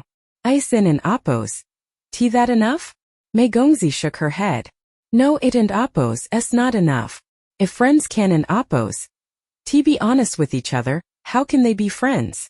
At that moment, Azura felt a strong urge to remove his mask and reveal his true identity. But he held back. The identity of Azura would make it easier to stay by Mei Gongzi and Appos S side, whether to protect her or do other things. Revealing himself as Tang San would be too shocking, and he worried that Mei Gongzi would have too many thoughts about it. After all, Tang San was only about to turn 14. 14 years old with such cultivation and knowledge, how could he explain that? In the future, to protect her, he would have to use his divine consciousness. It would and Appos T always be like when the sea god arrived. He couldn't keep finding covers and excuses. And if she saw it, how could he explain it? They were both still young. Tang San was waiting for her to grow up. He wanted to protect her well, and pursue her without reservation when she was ready. Azura and Appos S identity was much more suitable for openly protecting her than that of Tang San. Mei Gongzi, on the other hand, was of a completely different opinion. Over the past few days, she had been waiting for Azura to appear, and during this time, she had carefully considered her relationship with him. His initial appearance was abrupt, but he would appear by her side every time she encountered difficulties. At first, she was full of vigilance toward him, cautious of this inexplicable character. But as he appeared time and time again, helping and protecting her, her defenses gradually relaxed. Reflecting on the past 2 days, she was surprised to find that she seemed to be subconsciously regarding him as an important friend. Yet she had never even seen his true face. Therefore, she decided that if he came this time, she would definitely ask to see his face. Everyone has their secrets, and so do I. I can and Appos T let you see my face because I have my own difficulties, Azura sighed softly, saying, if you can and Appos T accept me as I am, then there and Appos S nothing I can do. Consider me a guardian sent by the heavens to protect you. No matter how you see me, I will always be there for you when you need me. These 2 items were obtained at great risk to my life, and I only hope they can help you. After all, you are still young and have a long way to go. This trial is significant for you. Have you considered what you will face if you cannot pass it? Even if you have doubts about me or other thoughts, deal with this trial first." As he spoke, Azura flicked his wrist, and the crystal mirror and the stone of fortune flew towards Mei Gongzi. Sensing a change in his tone, Mei Gongzi instinctively caught them. His eyes seemed to hold a touch of melancholy and sorrow. At this moment, it was as if there were countless stories and past experiences hidden in the depths of his gaze. For an instant, Mei Gongzi felt as if she was looking at someone older than time itself. A guardian sent by the heavens? Then she saw Azura raise his hands. He cut his left hand across the index finger of his right hand. In the next moment, a drop of blood filled with a blazing aura and strange light was squeezed out from between his fingers. It was a drop of essence blood. For any individual, essence blood was the most important substance in their body. One could only condense a few dozen drops in their lifetime, and each drop was highly precious. That drop of essence blood danced between Azura and Appo's fingers, emitting a strange glow. This feeling made Mei Gongzi and Appo's soul tremble, as if it contained many things she found familiar without knowing why. "I swear by my blood. For the rest of my life, whether in good times or bad, whether strong or weak, whether young or old, no matter what the future holds, I will always protect Mei Gongzi. I will never do anything to harm her. I will always be by her side, and I will never betray her. Let heaven forsake me if I break this oath, and let thunder strike me down." As he spoke, his hands traced strange patterns in the air, and the drop of essence blood naturally spread out in the air, condensing into a peculiar pattern. A beam of crimson light shot up from Azura almost instantly. Although it flashed and disappeared quickly, at that moment Azura and Appo's aura changed dramatically. "A blood oath!" Mei Gongzi exclaimed, feeling at a loss. She never expected that when she wanted to see his true face, Azura would prove his intention to protect her in a completely different way, and such a self-harming way at that. "You didn't and Appo's need to do this. I and Appo's am sorry." Mei Gongzi was filled with regret. "Essence blood is so precious. It will take a long time for you to recover from this. I and Appo's am sorry I shouldn't and Appo's have been so willful." Azura shook his head with a smile as if nothing had happened. "It and Appo's fine. This way you can be at ease. I really have good reasons for not taking off the mask now. When the day comes that I can take it off, I will do so immediately. Trust me, it and Appo's just a matter of time. Until then, I will always protect you." Swearing a blood oath for his wife was nothing.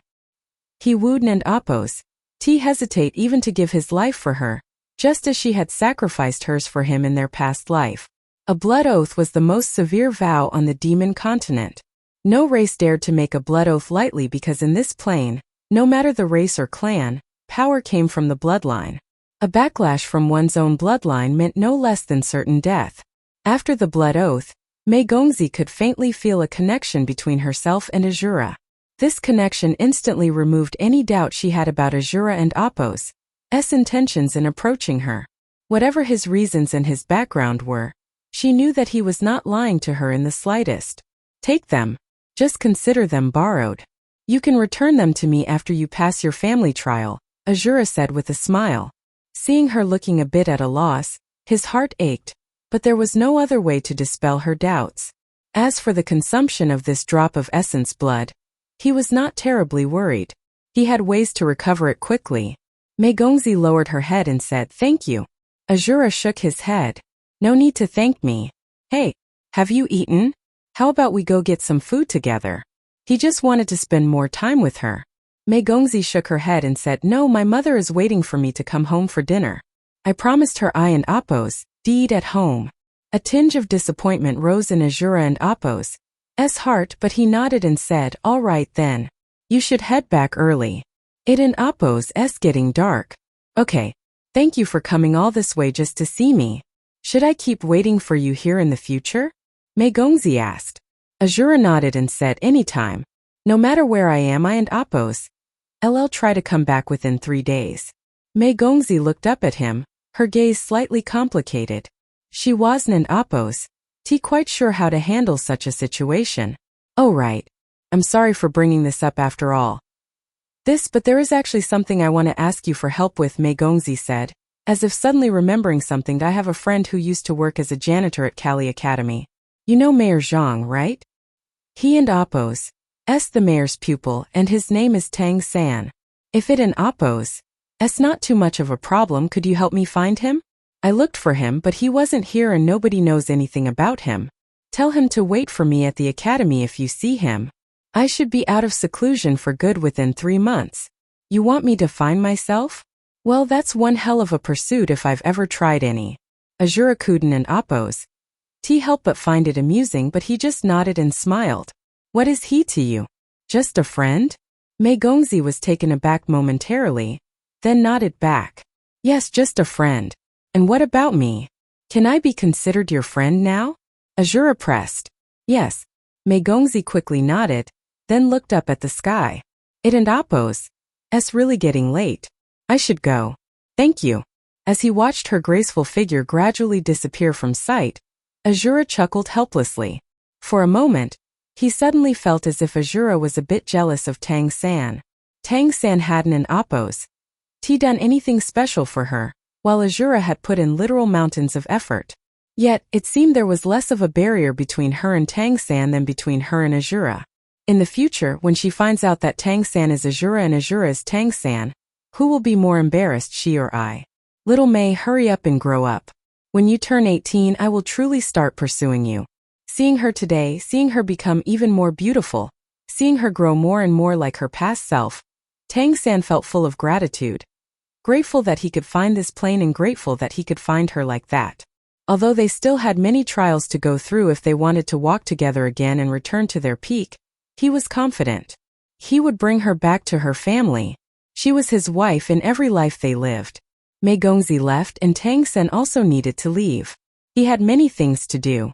If it weren't and Appos, for Mei Gongzi he wouldn't and Appos, have returned today. Many tasks were still awaiting him at the ancestral court. However, this return also allowed him to handle some other matters. Without entering Kali City, Tang San leaped into the air along the path next to Kali Academy, heading straight for the Kali mountain range behind it. He decided not to return to Redemption Academy for now. After entering the Kali mountain range, he spread his golden wings and flew swiftly toward a familiar place. Although teleportation might be faster, he wanted to take this opportunity to observe if there were any changes around the academy. From the air, everything looked normal. With his high-speed flight, he quickly arrived at his actual base. The ethereal mist still shrouded that area, which was completely dark by now. Golden Valley remained quietly hidden in the darkness, protected by the interconnected arrays. Tang San skillfully entered the illusion array.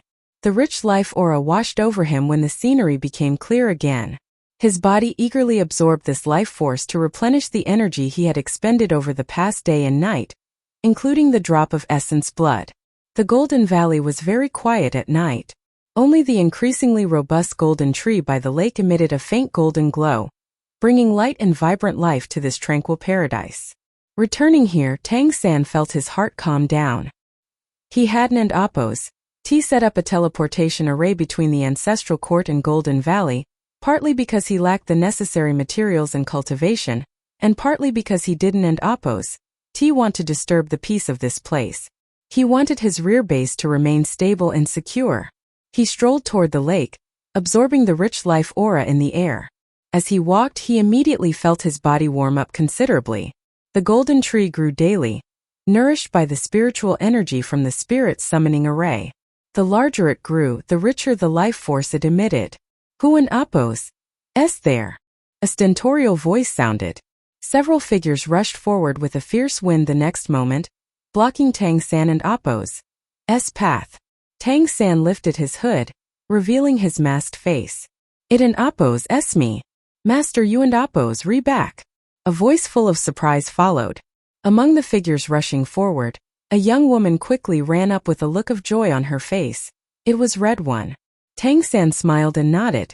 Just got back. Following behind Red One were several burly young members of the Lion Tiger clan. Each had a tiger-like head and a robust build, with the fiery bloodline aura exuding youth and strength. Since Tang San had resolved the bloodline issue for the Lion Tiger clan and reached an agreement with them, they had now settled in Golden Valley. This place was spacious enough, and the rich life aura was the best recovery environment for clan members whose life force had been affected by the bloodline conflict. Benefactor. Several young members of the Lion Tiger clan bowed to Tang San, their eyes showing gratitude and affection. Tang San could be said to have saved their entire clan. The title of benefactor simply didn't cover it. No need to be so formal. Where and Appo's big cat? Tang San asked. A young lion tiger laughed. He should be with his wife. We can call him for you. Tang San quickly stopped them. No need, it and Appo's late.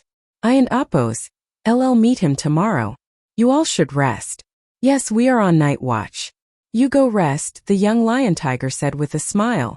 It was hard to find such a suitable habitat. Although the illusion array made it very safe, the elders of the Lion Tiger clan still arranged for the young members to keep watch every night. Tang San nodded with a smile and brought Red One to the golden tree. Red One, you should rest too. I have something to discuss with you tomorrow. Yes, master. Red One smiled and bowed to Tang San before stepping lightly on the waves and returning to the cave to rest. Nourished by the aura of life in the Golden Valley, Red One had reached the 6th order, and her cultivation was the highest among all the Crimson Fox girls. However, at this level, her relatively weak bloodline showed its limitations, making it difficult for her to advance on her own. The other Crimson Fox girls were even worse off than her. Tang San came to the golden tree and entered the spirit summoning array. Not only was the life aura rich here, but the elemental energy of heaven and earth was also extremely dense. Looking up at the increasingly tall golden tree, Tang San couldn't and Appo's help but feel a sense of warmth in his heart. He had planted and nurtured this tree with his hands, and it had slowly grown into what it was now. Sitting cross-legged under the golden tree, Tang San didn't and Appo's immediately start meditating or cultivating. Instead, he took something out of his storage ring. It was a crystal bottle. As soon as it appeared, the calm yellow light inside began to thrash around, trying to break out of the sealed bottle. This was the spirit essence Tang San had bought at the ancestral court in Appo's grand auction, a spirit essence from the Solstice Empire. According to the auctioneer and Appo's introduction, absorbing the spirit essence could directly enhance divine consciousness. But would Tang San directly absorb this spirit essence? The answer was of course no. He was not that much of an idiot. Even setting aside the possible backlash, directly absorbing the spirit essence was extremely wasteful. As the spirit essence was a condensed form of divine consciousness, it was inherently sentient. Those at the ancestral court believed it could only be suppressed and used as direct nourishment because the sentient spirit essence would seek to possess someone, hoping for a chance at rebirth. However, for a spirit essence, successfully possessing someone was challenging, as they would almost inevitably have to take over a body of a different race. And what if they met a demon, an entirely incompatible existence? But when Tang San first saw this spirit essence and observed it with his spiritual power, he immediately determined what it was, and once more, reinforcing his belief that his luck was quite literally out of this world. He checked the seal on the mouth of the crystal bottle, a small sealing array. The spirit essence was locked inside, and without sufficient spiritual power to use its abilities, it could do absolutely nothing to get out. Tang San let out a thread of spiritual power, bypassing the seal and quietly entering the bottle with his mind. Calm down first. Then we can talk. Tang San conveyed his thoughts to the spirit essence in the bottle. The spirit essence in Appo's thrashing stopped. Clearly, it had not expected someone to actually communicate with it. Immediately after, a voice filled with anger resounded in Tang San and Appo's mind. Let me out, let me out. It was a strong roar, full of anger and resentment. I will let you out, but we need to talk first, Tang San said calmly. Talk about what? Let me out. The spirit essence in Appo's emotions were clearly unstable. Tang San said deeply, in your current state we can and Appo's communicate. You will lose the opportunity for freedom and rebirth maybe. Calm down first.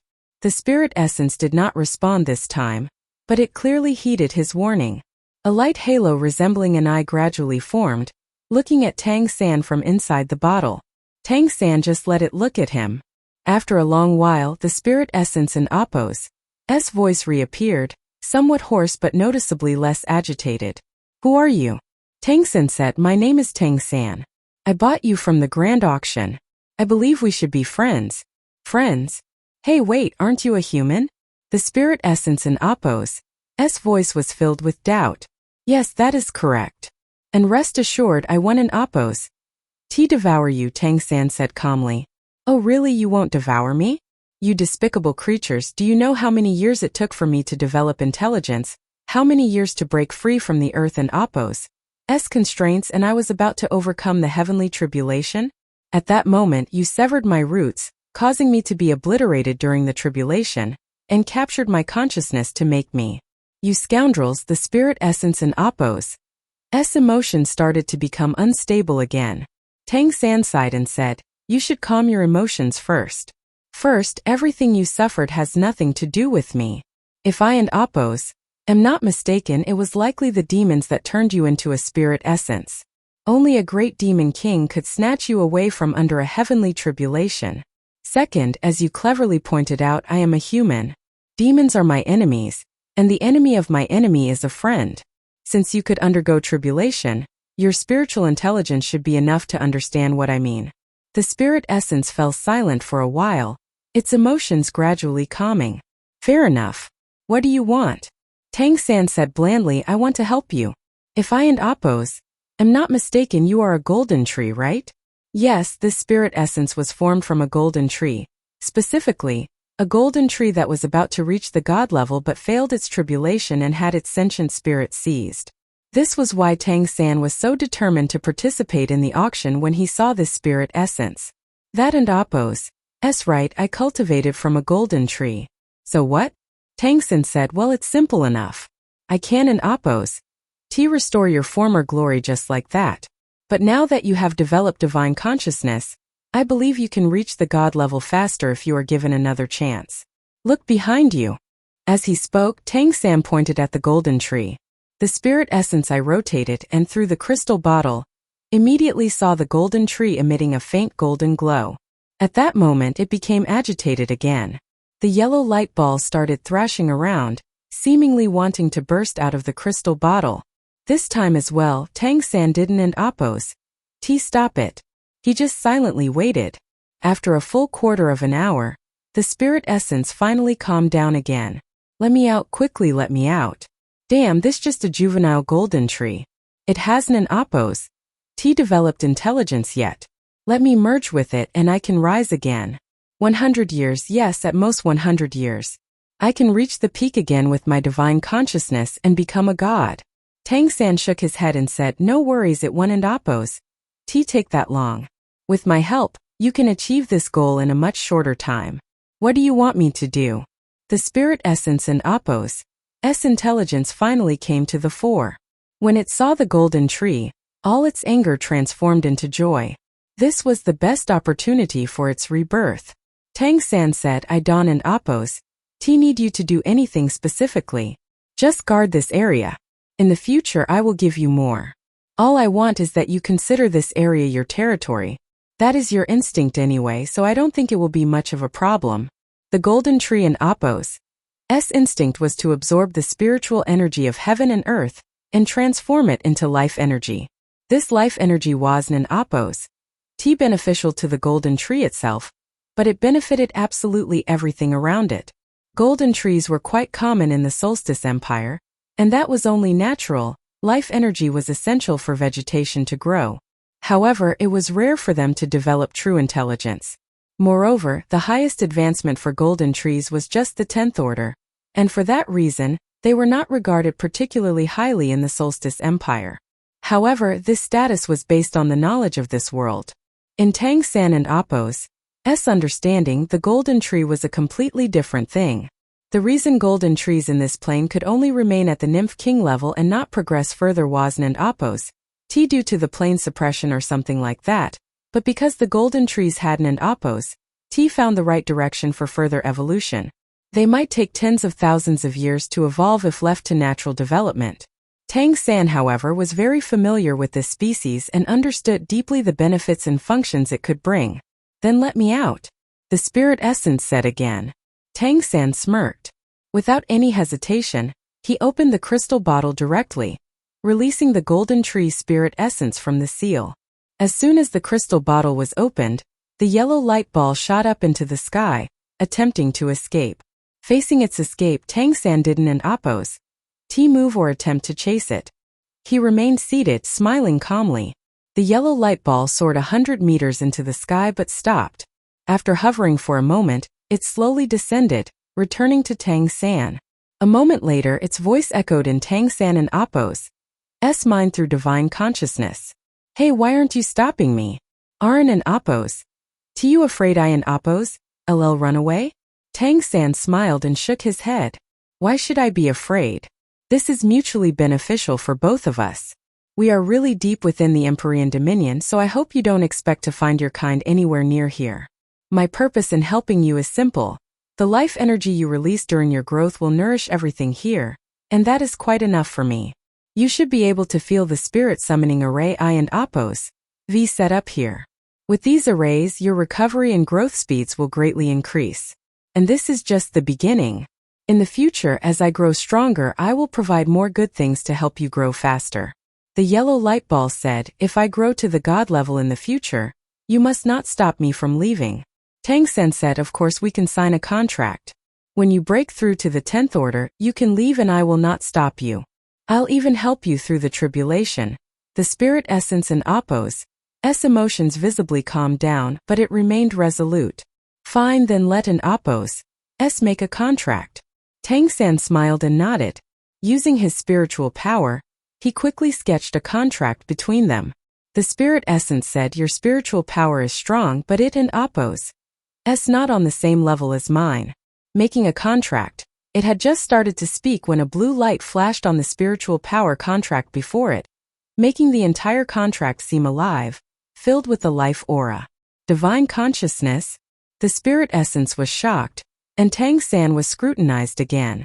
It hadn't an Appo's sensed even a trace of divine consciousness from him before. If I wanted to devour you, I would have done it already, Tang San said, making a gesture of invitation. The spirit essence hesitated no longer.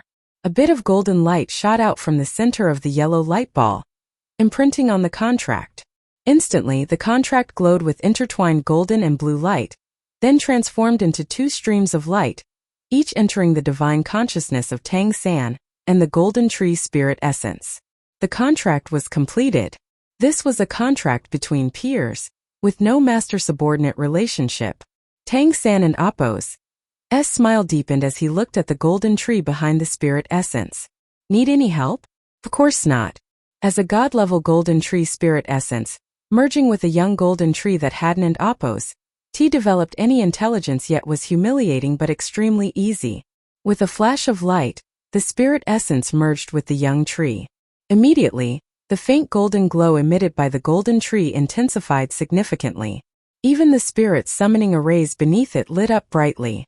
A large amount of elemental energy of heaven and earth rushed in. A golden tree with wisdom and soul was vastly different from one that lacked them. This would accelerate its growth hundreds or even thousands of times, which was precisely what Tang San urgently needed. After visiting the ancestral court, he understood even more clearly how rich the elemental energy of this plane was. With the previous state of the golden tree, this place could never compare to the ancestral court. That level of life aura was insufficient to support his companions in achieving god-level cultivation. With that considered, it was no surprise he was so excited when he saw the golden tree spirit essence, and he bought it specifically in order to have it merge with the golden tree, giving it real life and making it an intelligent being. This way, the golden tree could grow rapidly and purify a massive amount of life energy, doing many beneficial things for this area, and truly making it a treasure land. In the Solstice Empire, they only exploited the golden trees, and those that developed intelligence were scarce, so they never truly tapped into their potential. But here, Tang San would not only not drain the pond to catch the fish one, but actually dig up a larger pond and throw in more fodder so the fish could grow bigger. As for the part of the contract about leaving after reaching the god level, Tang San wasn't worried about it even for a split second. Once that happened, he just needed to tell the golden tree that he had a way to help it continue evolving, and it would probably never want to leave. The golden tree emitted cracking sounds from all over. The spirit essence in Appo's fusion raised its life level, requiring it to absorb a large amount of elemental energy to replenish itself. While absorbing massively, it also released a massive amount of intense life energy. Bathed in this life energy, Tang San and Appo's fatigue quickly dissipated, and even the life force lost due to extracting that drop of essence blood was replenished immediately. A faint smile appeared on his face, and a mysterious glow shone in his eyes. One of the gains from this auction was already starting to show its effects. At this moment, the golden tree was growing at a visibly rapid pace, and the golden light illuminated the entire Golden Valley brightly. The patrolling Lion-Tiger clan warriors immediately noticed the changes and felt Golden Valley and Appo's increasingly rich life aura. At the same time, they felt a sense of physical and mental comfort, as if their bloodlines were being activated. Resisting the urge to roar, they silently watched from a distance as the rapidly growing tree reached closer and closer to heaven. Tang San sat cross-legged under the tree and began to meditate and rest. After a day and night of full-speed travel and the blood oath he had made to ease Mei Gongzi and Appo's suspicion, Tang San had been significantly drained. Now that he had recovered and relaxed, he quickly entered a state of deep meditation. The life energy emitted by the golden tree bathed him, creating a layer of golden radiance on his skin, making him look dazzlingly brilliant.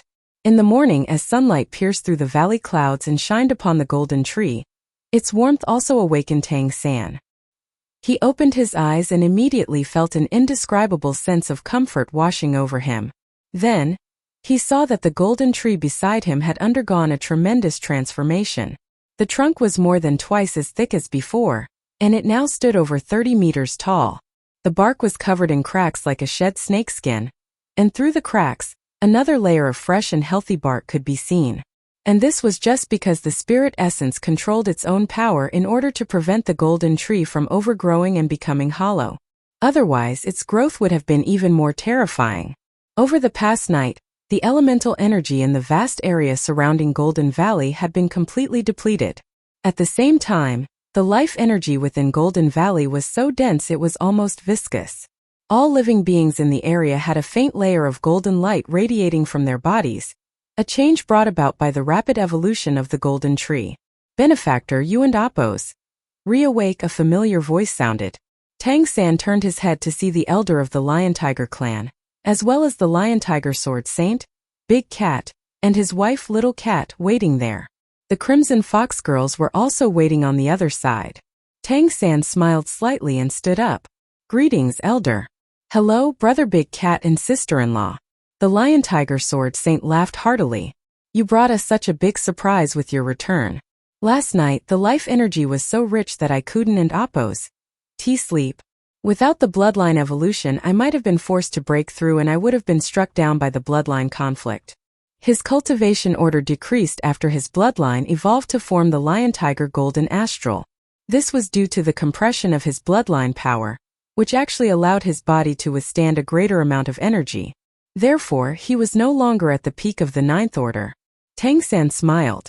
The overall life energy here Shuden and Appo's be much less than what is available at the ancestral court. Moreover, as the golden tree grows, the life energy will become even more abundant. The elder sighed. "This truly is a paradise.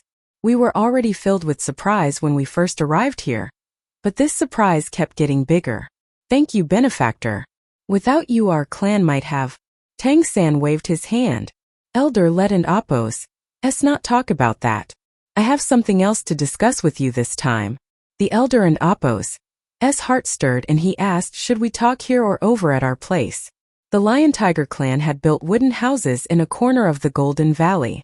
Their numbers were small, and they chose a secluded corner that didn't and Appo's affect the valley and Appo's scenery. Tang San said, "Let and Appo's talk here." As he spoke, he waved his hand, creating a barrier of spiritual power that enveloped him and the three members of the Lion-Tiger clan.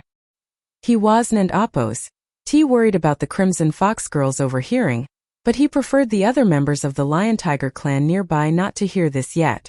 After all, this matter needed the elder and Appo's S and the Lion Tiger Sword Saint and Appo's S approval before moving forward. Elder, do you know about the God-slaying sword? Tang San asked directly. The elder was startled. Of course, how can I not know it? Iasen and Appo's T that the weapon of the Golden Lion Great Demon King? When the God-slaying sword rises, gods fall.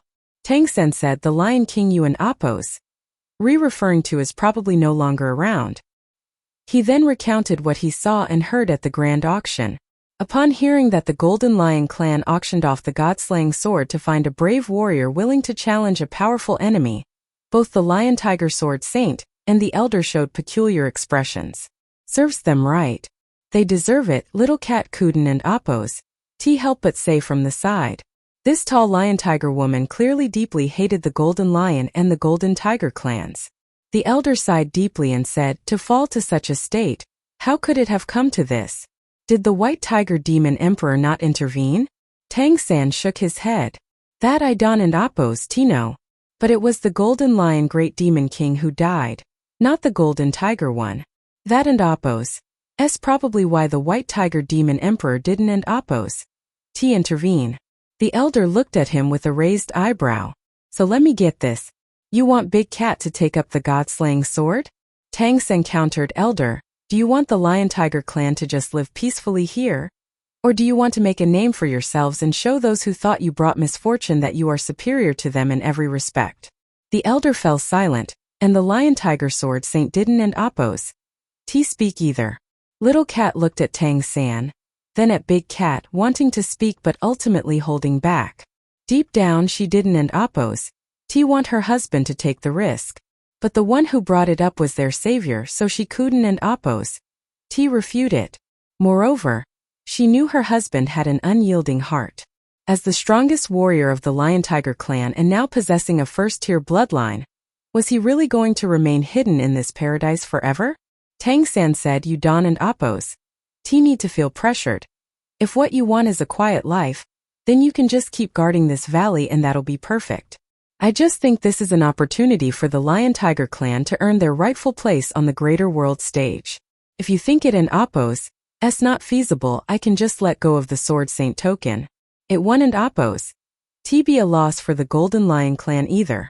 They Don and Appo's T know who I am, and if they want to investigate, they and Appo's L'll have to consider the Sword Saint Palace. The elder sighed. Benefactor, our clan has just struggled back from the brink of death. All thanks to you. By rights I shouldn't and Appo's T oppose you, but our clan has so few members left. Perhaps it and Appo's S because I and Appo's am old, but I Don and Appo's T want the children to take any more risks.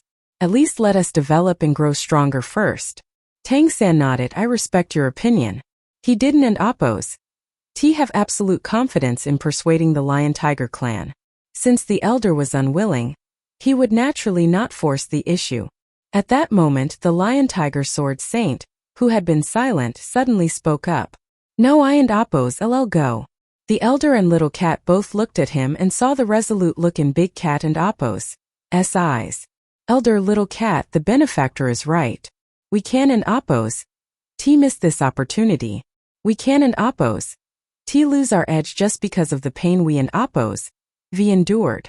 The Golden Lion clan has lost their leader and is in a state of chaos. Previously, the lion and tiger races considered us an ominous anomaly. Now, with the benefactor and Appo's S help, we and Appo's V not only solve the bloodline conflict but even evolve to a higher bloodline tier. Now that the Golden Lion clan needs it, we can show them hope. As he spoke, he looked around the Golden Valley. This place is wonderful, and I and Appo's V thought about spending my life here with Little Cat. It would be a very happy life. But we are strong, and we must stand tall and proud. Can our Lion Tiger clan really just wait here to die? Elder, you know best that with our current numbers, if we continue, our lineage will be extinct in at least 3 generations. Our bloodline will make it increasingly difficult to have offspring. Is this what we want? We need their recognition and support to move forward and ensure our clan and Appo's survival.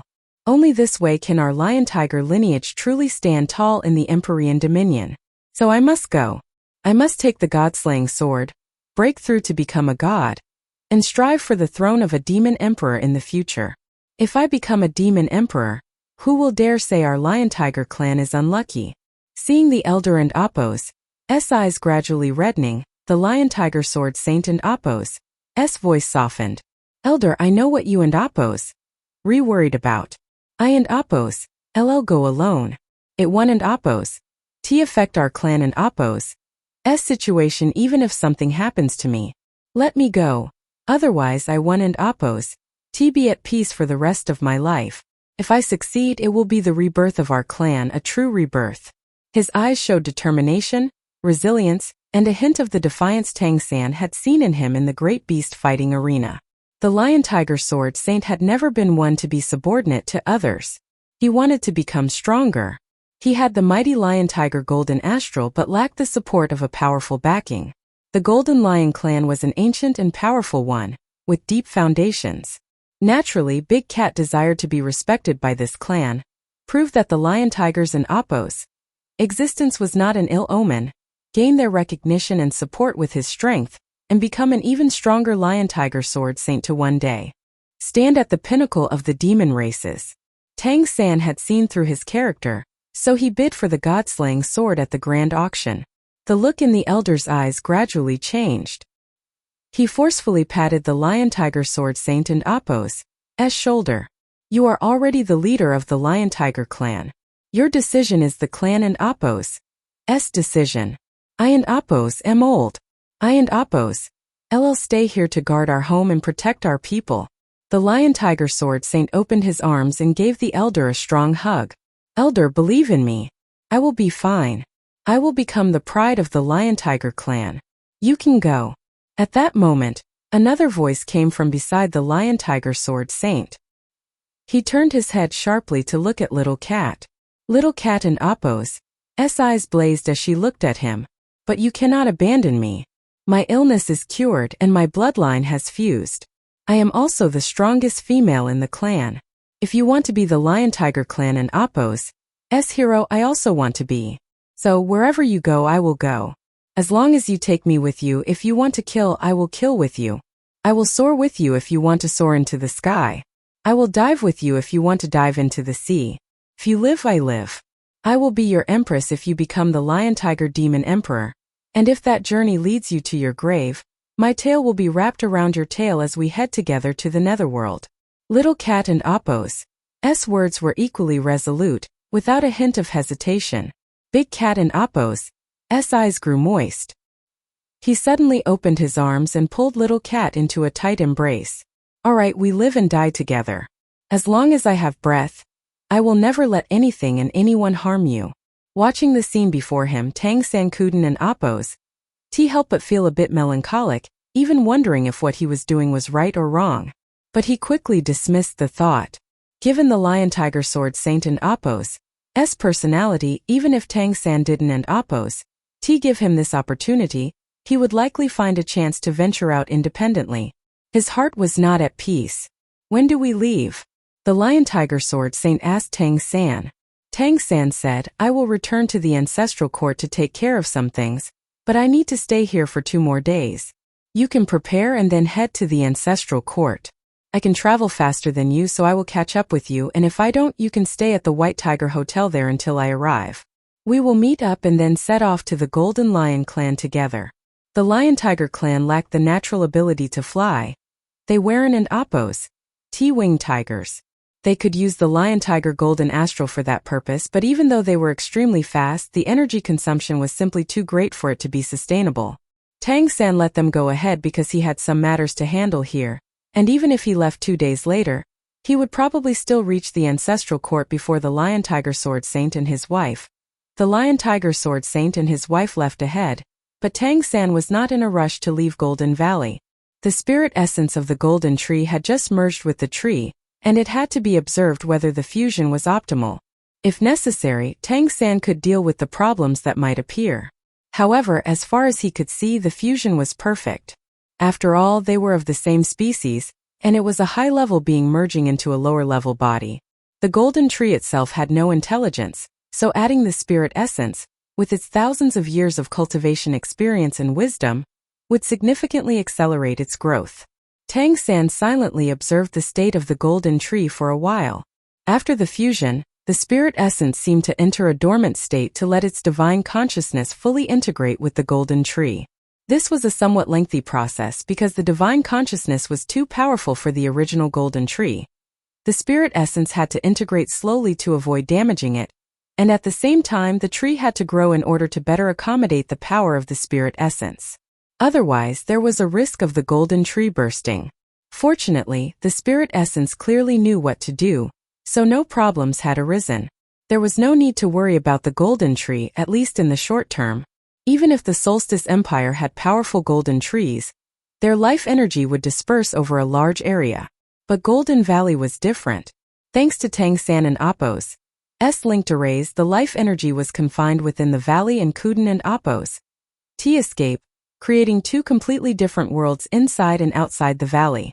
The life energy here was incredibly rich, and it would only become richer. Rising into the air and treading the waves, Tang San arrived outside the cave on the other side of the lake. "May I come in?" he called toward the cave. After all, it was full of young women inside, and he needed to avoid any misunderstandings.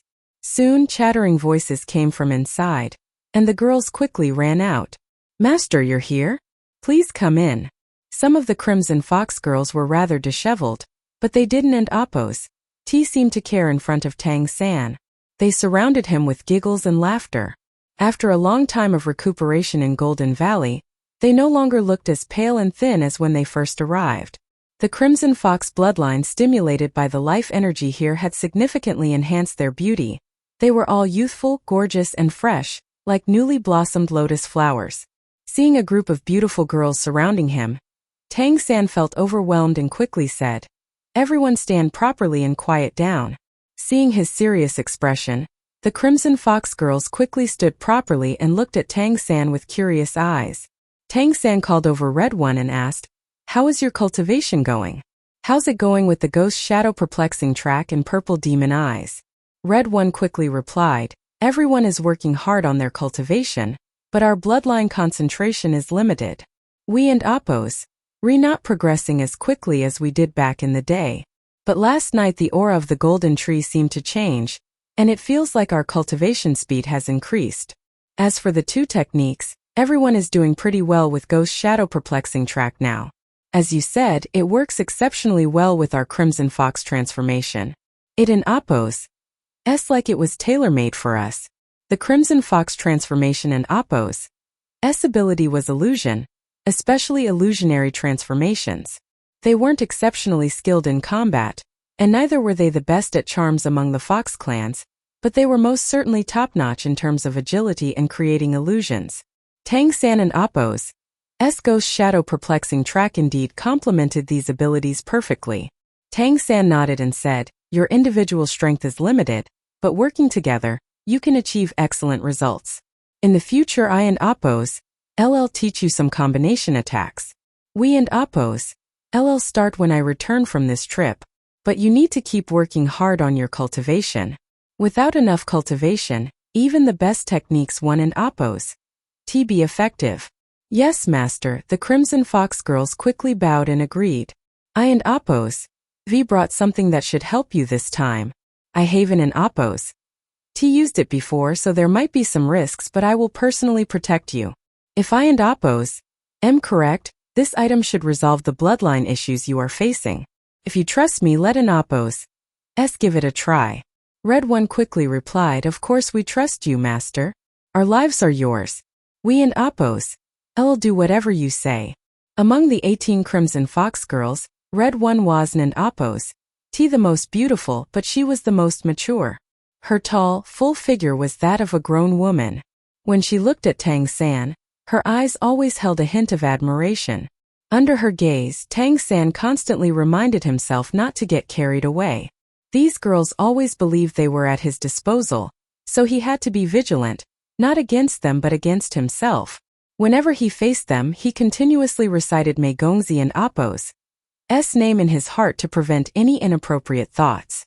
If it were an ordinary young man facing so many beautiful girls, he might not have been able to hold back. But Tang San and Appo's willpower was strong. Though he was kind to the girls, he always kept a certain distance. This made the Crimson Fox girls both love and hate him.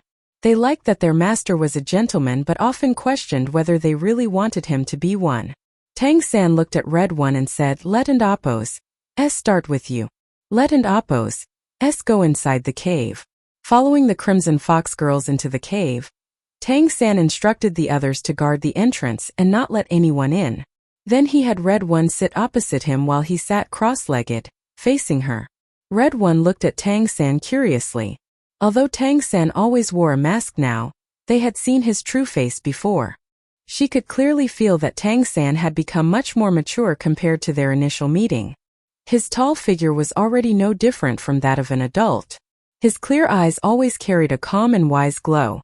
For some reason, Red One felt a special sense of peace whenever she was by his side. A flash of light appeared in Tang San and Appos' hand, and the 3 foxtail relics he had obtained from the grand auction were now in his palm.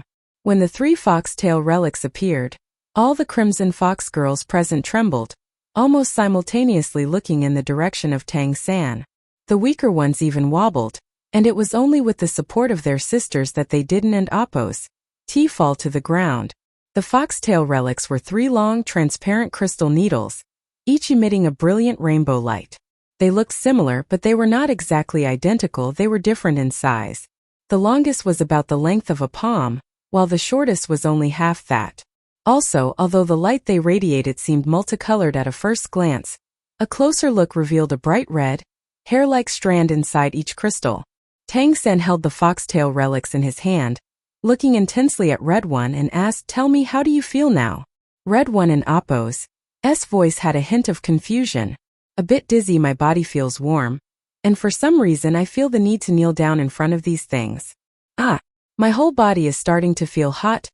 Tang San and Appos' eyes flashed with divine light, and a layer of spiritual energy shielded him and Red One, isolating the aura of the foxtail relics from the outside. This allowed the other Crimson Fox girls to return to normal to some extent. However, it was evident that they felt more or less the same as Red One.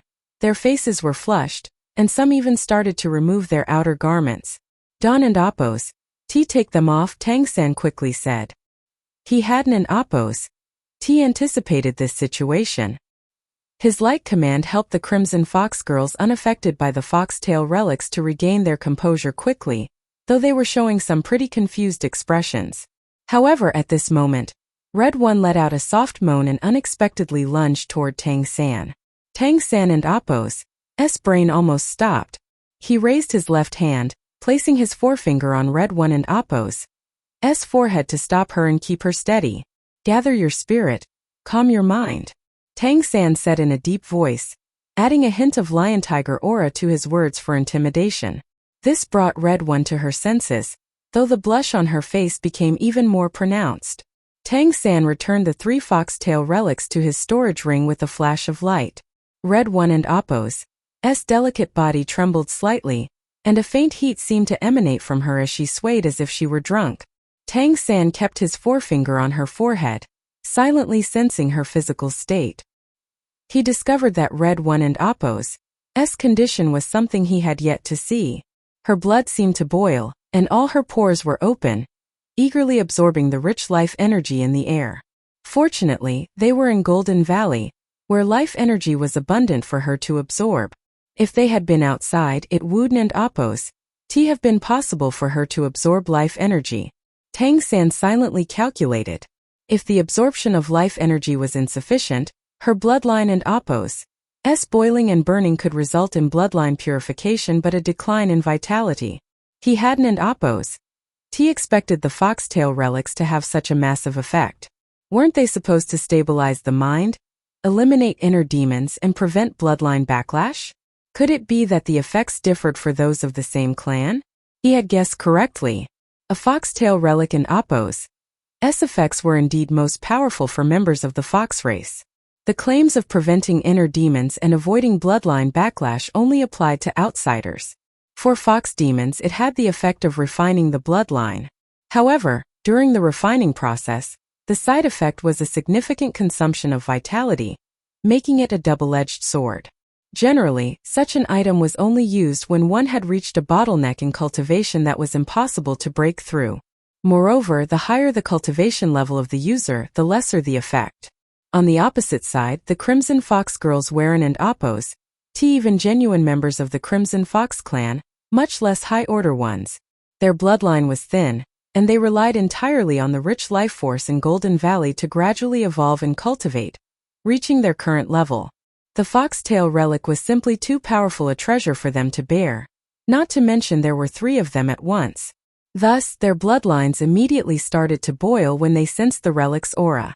Fortunately, there was ample life energy here, especially after the golden tree merged with the golden essence, releasing an even more significant amount of life energy. This prevented any dangerous situation.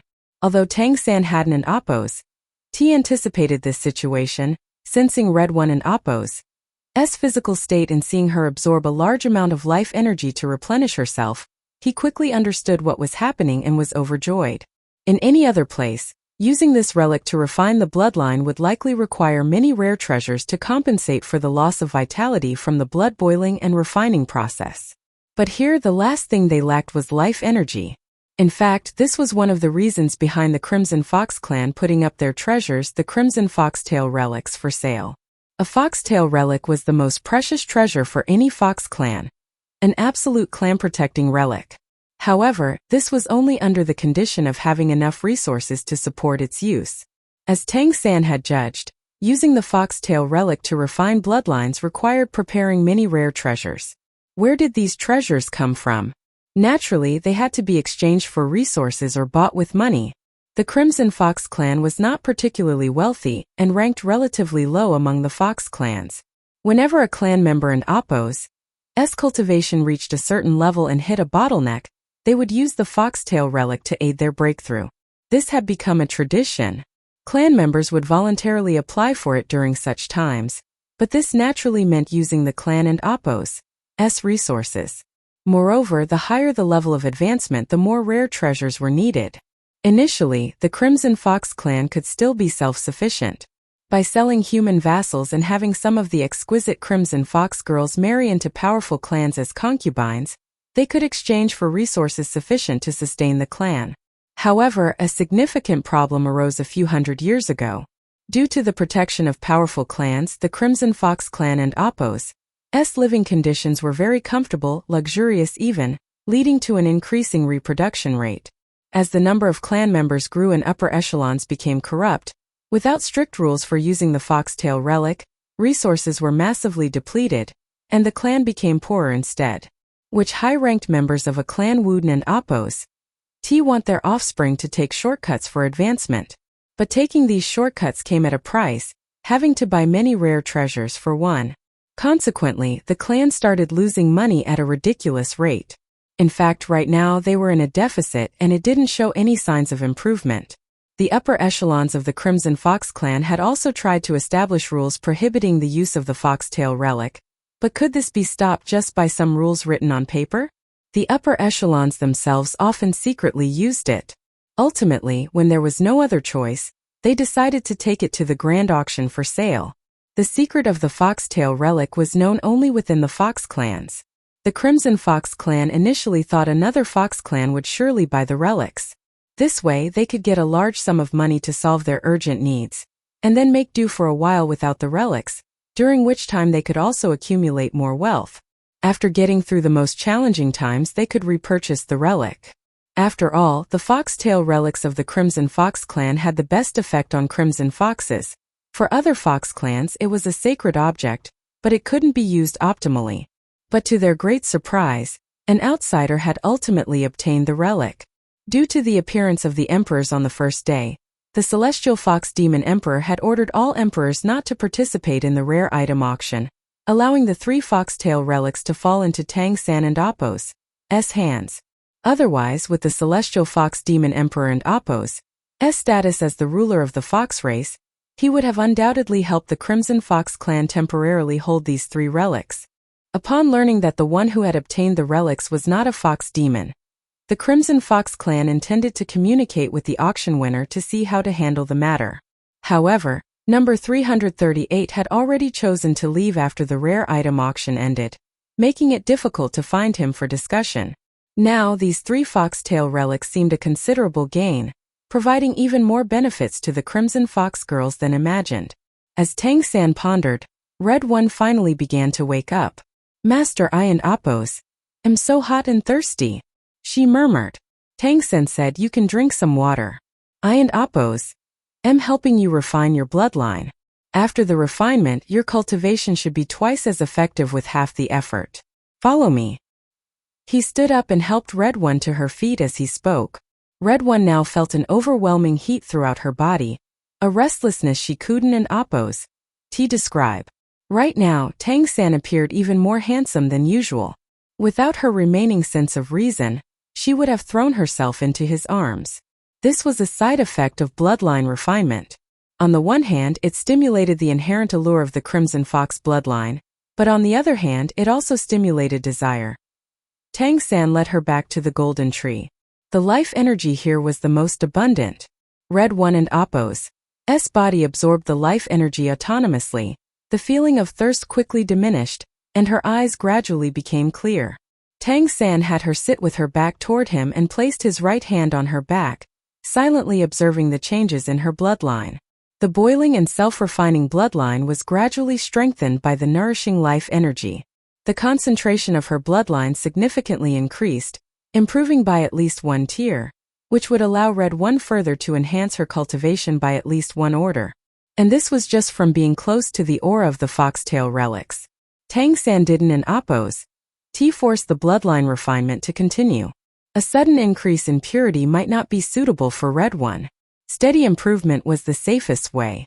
Otherwise, the rapid consumption of life energy, even with external life energy support, could result in her life essence being depleted, affecting her lifespan.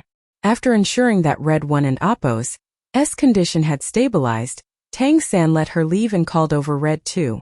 He took out 1 foxtail relic, allowing Red Two to be influenced by its aura and refine her bloodline. This time, as it was done right next to the evolved golden tree, the process was even smoother than it had been with Red One, and soon Red Two and Appos' bloodline also evolved. In this way, Tang San let the 18 Crimson Fox girls undergo bloodline refinement individually. He took the opportunity to observe the girls and Appos' cultivation. He discovered that during the bloodline refinement process, the lower the girl and Appos' cultivation, the better the refinement effect. The weakest, Red 16, who was not even at the 4th order due to her thin Crimson Fox bloodline, saw her bloodline purity increase to a level that could cultivate up to the 6th order, a difference of 2 whole orders.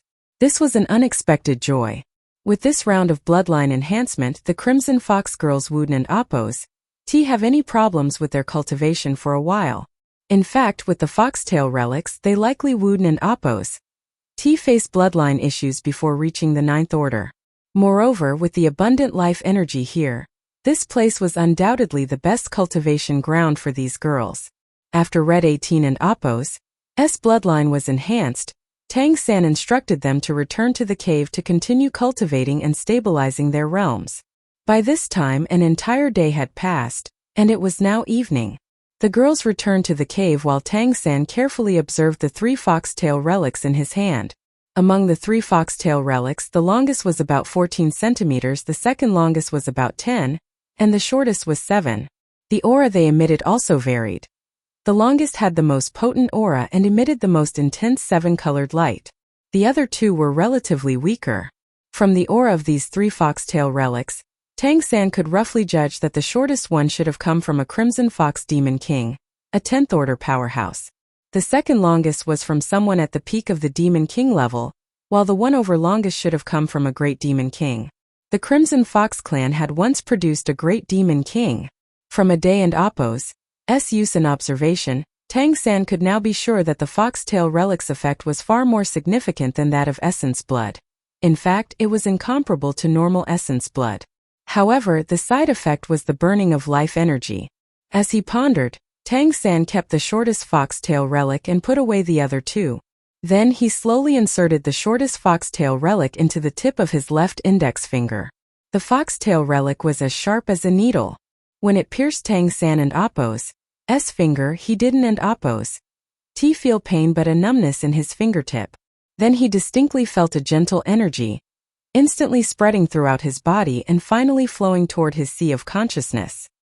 He didn't exactly recognize the aura, but it made his mind exceptionally clear, even causing a certain degree of agitation in his divine consciousness. Tang San distinctly felt his spiritual power converting into divine consciousness slightly faster in that instant. Is it calming the mind and spirit? He didn't and oppose. T have a bloodline imprint from the Crimson Fox clan, so the influence wasn't and oppose T on his bloodline but instead on the aspects mentioned during the auction. Now, it seemed that these effects were indeed quite impressive. Although he couldn't and oppose T immediately understand the underlying principle. Holding the foxtail relic while cultivating his spiritual power benefited the enhancement of his divine consciousness. This alone was invaluable to Tang San. However, he also faintly felt that as his spiritual power enhanced his divine consciousness, some of his life energy was absorbed by the foxtail relic. Trying it again, he was even more confident of his initial feeling. The foxtail relic indeed absorbed his life energy. This was probably the foundation of its mystical properties being usable long-term. It stabilized spiritual energy and used life energy to power itself. If there were insufficient external life energy, it would only have a calming effect at most. However, when life energy was abundant, and the user didn't and oppose mind their life energy being absorbed, it had a calming and invigorating impact. This effect was probably very limited for the demons and nymphs. Considering the expenditure of natural treasures, the cost-effectiveness of enhancing divine consciousness wasn't an oppose high. Otherwise, the Crimson Fox clan would never have auctioned this item for money. But for Tang San, or rather for humans, it was different. Especially for Tang San, who had lived 3 lifetimes, he didn't and oppose just bring the experiences from his previous life, but also the mysterious heaven technique, ghost shadow perplexing track, mysterious jade hands, and various other pieces of knowledge from his first life. In his first life, he was a disciple of the Tang sect. The Tang sect and oppose cultivation, including the mysterious heaven technique, involved knowledge of acupoints. Each person has 36 major acupoints and 108 minor ones. These acupoints are essential body parts where nerves or energy gather. Most major acupoints are lethal, such as the Baihui point at the top of the head, the Lingtai point at the center of the back, and the Tanzhong point at the center of the chest. These are places where a decisive strike can be fatal. However, the mysterious heaven technique involved focusing on the energy flow through these points, and the circuit of this energy throughout the body was essentially what cultivation was. Making these acupoints more accessible was necessary to improve one and oppose cultivation. Cultivating the mysterious heaven technique involved clearing these acupoints, allowing one and oppose body to generate internal energy. When Tang San absorbed the spiritual energy of heaven and earth, he used his spiritual power to control and open all his acupoints, making the absorption of spiritual energy much more effective. Thus, with the 3 foxtail relics in Tang San and Appo's hands and his knowledge of acupoints, using the relics as needles to stimulate the ACU points would naturally enhance the effects. The primary focus should be on the acupoints of the head. Of course, this required time for experimentation, starting with the minor points as the primary points posed significant risks. This was why Tang San initially experimented with the least potent of the 3 foxtail relics. If he started too intensely, his divine consciousness could be disrupted. Moreover, such cultivation could only be carried out beside the golden tree. In another location with insufficient life energy, he would be immediately drained, making the practice counterproductive. After a night in Appo's experimentation, Tang San had grasped the mysteries of the process. At the very least, he could now use the foxtail relic to stimulate the minor acupoints on his head, enhancing the speed of converting his spiritual power into divine consciousness. The effect was quite good. His spiritual power, already at the peak of the 9th order and nearly saturated, benefited from this stimulation. The process consumed spiritual power and converted it into divine consciousness. For him, there could be no greater benefit. The consumed spiritual power could slowly be restored, and it was much faster than letting it passively turn into divine consciousness. Using the foxtail relic to stimulate his acupoints to restore his divine consciousness was much faster than slowly converting his spiritual power. And this was before he dared to stimulate the major points. Enhancing his divine consciousness had immense benefits. For instance, with a strong enough divine consciousness, Tang San could suppress his cultivation order for longer, allowing his energy to become more concentrated, refined, and pure. This was to prepare for the most challenging moment of breaking through to godhood in the future. The following day, Tang San checked the Crimson Fox girls again. After confirming that they had no problems and their cultivation speed had indeed significantly increased, his tasks in the Golden Valley were complete. After bidding farewell to everyone, Tang San spread his wings again, leaving the Kali Mountains and flying back towards the ancestral court. His business in the ancestral court was far from finished. The Ice Maiden clan and Appo's leader still awaited him at the White Tiger Hotel. Although Tang San didn't and Appo's necessarily have to obtain the Ice Throne artifact, it would be an absolute treasure for Wu Bingji and Appo's cultivation. He had to find a way to reach an agreement with the Ice Maiden clan. It shouldn't and Appo's be too difficult as long as he could help the Ice Maiden clan solve their pressing issues. Tang San was in an excellent mood. He had seen Mei Gongzi, and the Lion Tiger Sword Saint had decided to emerge from seclusion for the God-slaying sword. Additionally, the Crimson Fox girls had improved, and Golden Valley and Appo's foundation had been greatly strengthened by merging that spiritual essence with the Golden Tree. The potential for future growth was enormous. Once the Golden Tree gained the glory that he well remembered, it would be an absolutely heavenly cultivation aid, greatly benefiting humanity.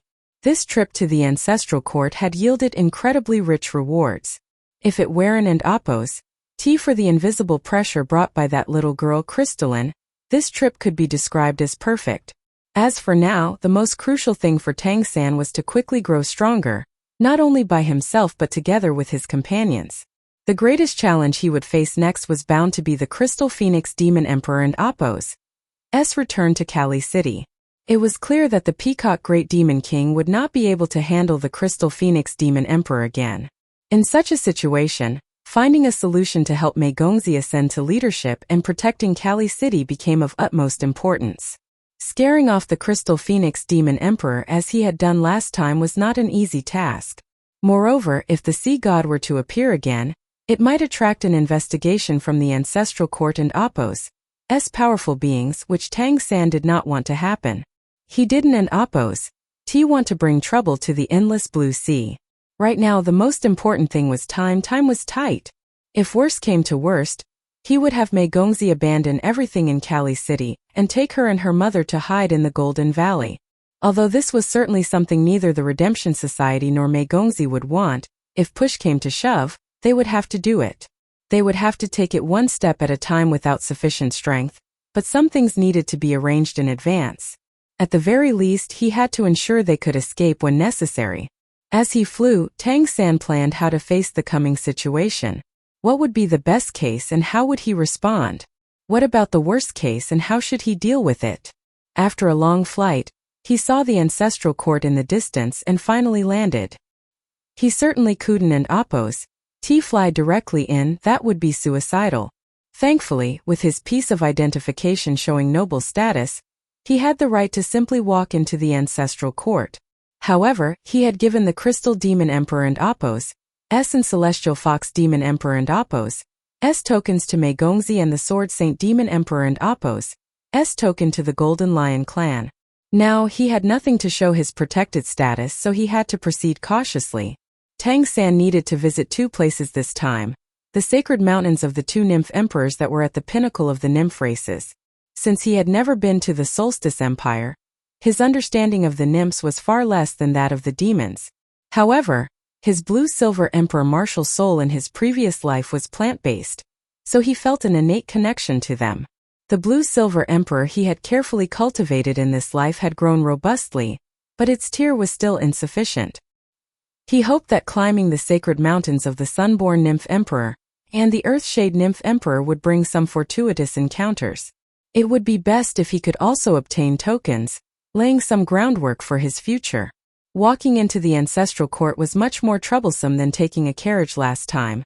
Not because it was far or because someone started trouble with him, but due to the inspections. The Etherhorn Merchant Association and Apo's convoy had high-level credentials, so the inspections were not as stringent. Tang San, walking in as a human, faced inspection after inspection, passing through 6 checkpoints before finally re-entering the ancestral court. Gazing at the towering palaces and the surrounding ancestral mountains with their thrones, Tang San pulled up his hood and quickly headed toward the White Tiger Hotel. Based on the timing, the Lion Tiger Sword Saint couple would still take a while to arrive at the ancestral court. The Lion Tiger Sword Saint had noble status, as he had already achieved 100 victories in the Great Beast Fighting Arena individual battles. However, Little Cat had no such qualifications. Big Cat would probably come to find him for that. They would take about 5 to 7 days to reach the ancestral court with their speed. During this time, he needed to handle all necessary matters swiftly. Returning to the vicinity of the White Tiger Hotel, Tang San did not immediately return to his room but contacted Zhang Haoshuan first. Within the ancestral court, the communicator naturally worked again. "Oh, finally. I was really worried when you left. Fortunately, you left early. The Crimson Fox clan has been looking for you everywhere. The Etherhorn Merchant Association was reliable. They vouched for your identity and didn't disclose your origins or whereabouts." A slight smile appeared at the corner of Tang San's mouth. It was no surprise that the Crimson Fox clan was looking for him. The foxtail relics were significant.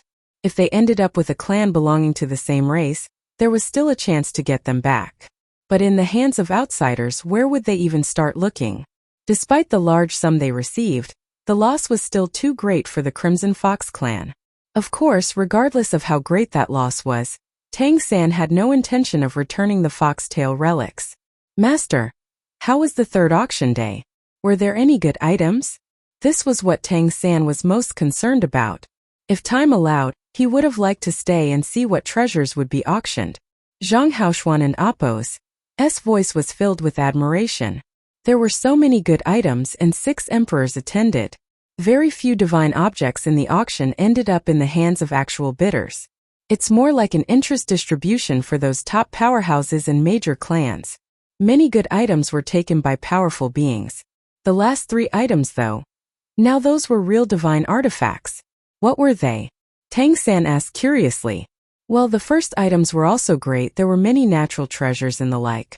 Some can even directly transform a person from a mortal into a god, although they'd still need to survive their tribulation. The last 3 items were 2 weapons and a shield, all amazing divine items. One of the weapons and the shield were left behind by dead emperors. The other weapon was made by a master blacksmith who spent a long time and vast resources on it. It was originally meant for the ancestral court, but since the ancestral court couldn't allocate it properly, it was put up for auction and eventually bought by an emperor. Tang San listened to Zhang Haoshuan describe the situation of the divine artifacts auction day, and he felt a bit swayed. If he had the chance, he really wanted to participate in this auction. By bidding on these top-notch items, he could deepen his understanding of this world, which would be very helpful to him. "Is everyone still climbing the sacred mountains for cultivation?" Tang San asked. "Yes, they and Apo's. We've been cultivating diligently, and the results should be good. They Don and Apo's. Tino, you left, I didn't and Apo's tell them." Tang San said, "Then please inform them that we will have a meeting tonight. You can book a room at the Demon King level." Zhang Haoshuan agreed without asking what Tang San intended to discuss. Tang San ended the call and walked toward the White Tiger Grand Hotel. He was surprised when he approached the hotel and Apo's entrance. The number of guests entering and leaving the hotel had increased, and it was not just by a little. The White Tiger Grand Hotel was not something just anyone could afford.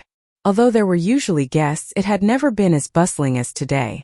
The hotel and Apo's entrance was packed, and half of the lobby was filled with demons and nymphs of various races. Tang San didn't know what was happening, but he didn't ask either. He silently observed for a while and noticed that although the guests in the lobby were from various clans, they were relatively young. There were no god-level powerhouses. Judging by their bloodlines, they were almost all descendants of powerful clans. It was rare to see demons or nymphs with third-tier bloodlines. Most had second-tier bloodlines. He even saw members of the Chrono Croc clan. Without staying any longer, Tang San went upstairs. He was already very familiar with this place. Reaching the door of the hotel room where he had previously stayed, Tang San raised his hand and knocked.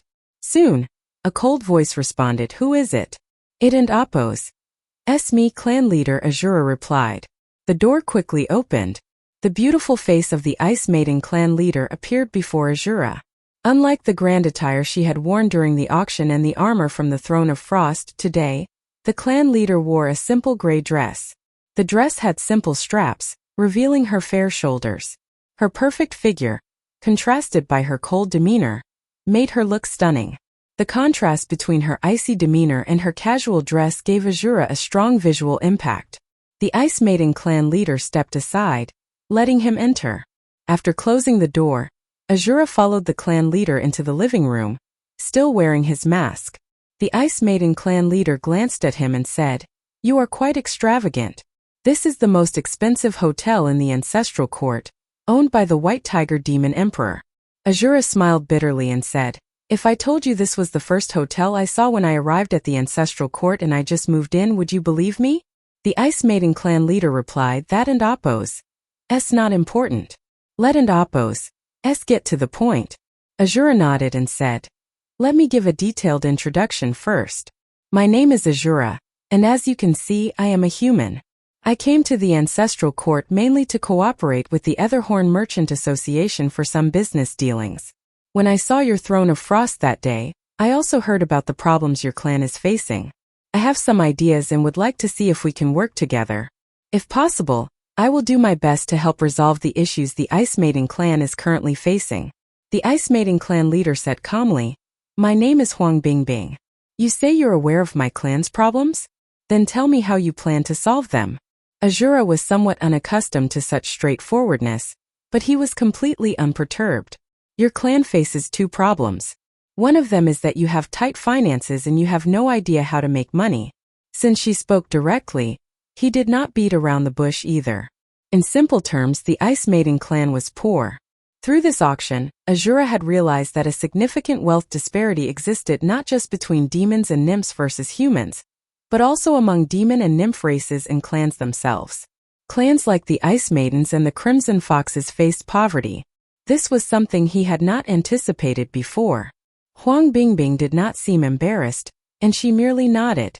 "The other issue is that you find it difficult to produce offspring and pass on your inheritance."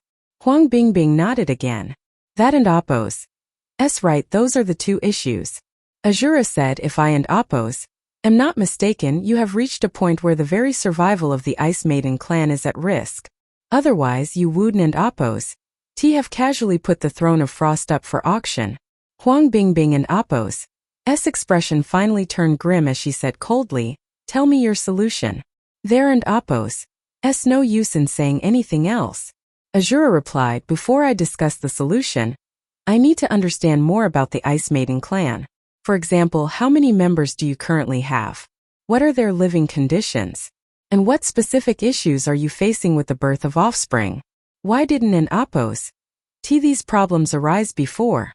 Huang Bingbing and Appos S gaze suddenly turned icy. "You told me at the auction that you could solve the problems.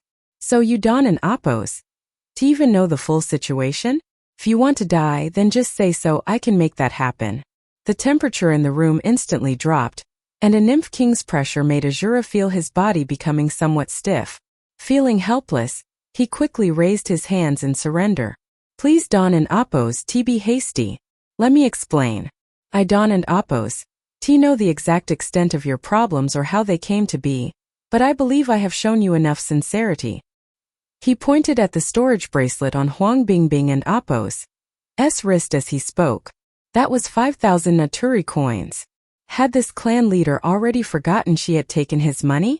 How could she turn hostile so quickly? Huang Bingbing was stunned momentarily, seemingly only now remembering that she had received a large sum of money for no guarantee whatsoever on her behalf. Her expression improved, and the coldness in the air dissipated. Azura continued, "I am inclined to care for the Ice Maiden clan. Don't think I am some kind of all-caring saint. It's simply because one of my human companions inherited the Ice Maiden clan and Appos S bloodline." "What did you say?" Huang Bingbing and Apos. S beautiful eyes widened instantly, staring intently at Azura. A human inherited our bloodline? How is that possible? Azura was also stunned. Impossible? Why would it be impossible? He had indeed never seen another human with the same bloodline as Wu Bingji. But he instinctively thought that since this was an inheritance of the nymphs, it was only rare in the Empyrean dominion, which was only to be expected. But Huang Bingbing and Apos' expression clearly indicated that this was very unusual. Otherwise, she would not have been so shocked. Of course, it and Apos' impossible. Our clan consists entirely of women. How could one of our clan members be with a human? A blush appeared on Huang Bingbing and Apos' usually cold face as she spoke, and her breathing became somewhat unsteady. Azura immediately understood what she meant. In other words, Wu Bingji was actually quite different from other human vassals. In general, human vassals were descendants of human women violated by male demons or nymphs. Since the Ice Maiden clan consisted only of females, this meant that a human male and an Ice Maiden had produced Wu Bingji. Azura and Huang Bingbing looked into each other and Apos' eyes, and the atmosphere suddenly became awkward. But it is true. My companion indeed has your bloodline, Azura said cautiously. Huang Bingbing moved swiftly in front of him. Take me to see him. I need to see it with my own eyes to verify his identity. Azura quickly stood up, smiling wryly. Clan leader, please don an Apos' rush. My companion is currently climbing a sacred mountain for cultivation, but he and Apos' will be back by evening. You and Apos' will be able to see him then. Shuden and Apos' we first clarify the situation of the Ice Maiden clan? That way I can make a better judgment as to how to help you.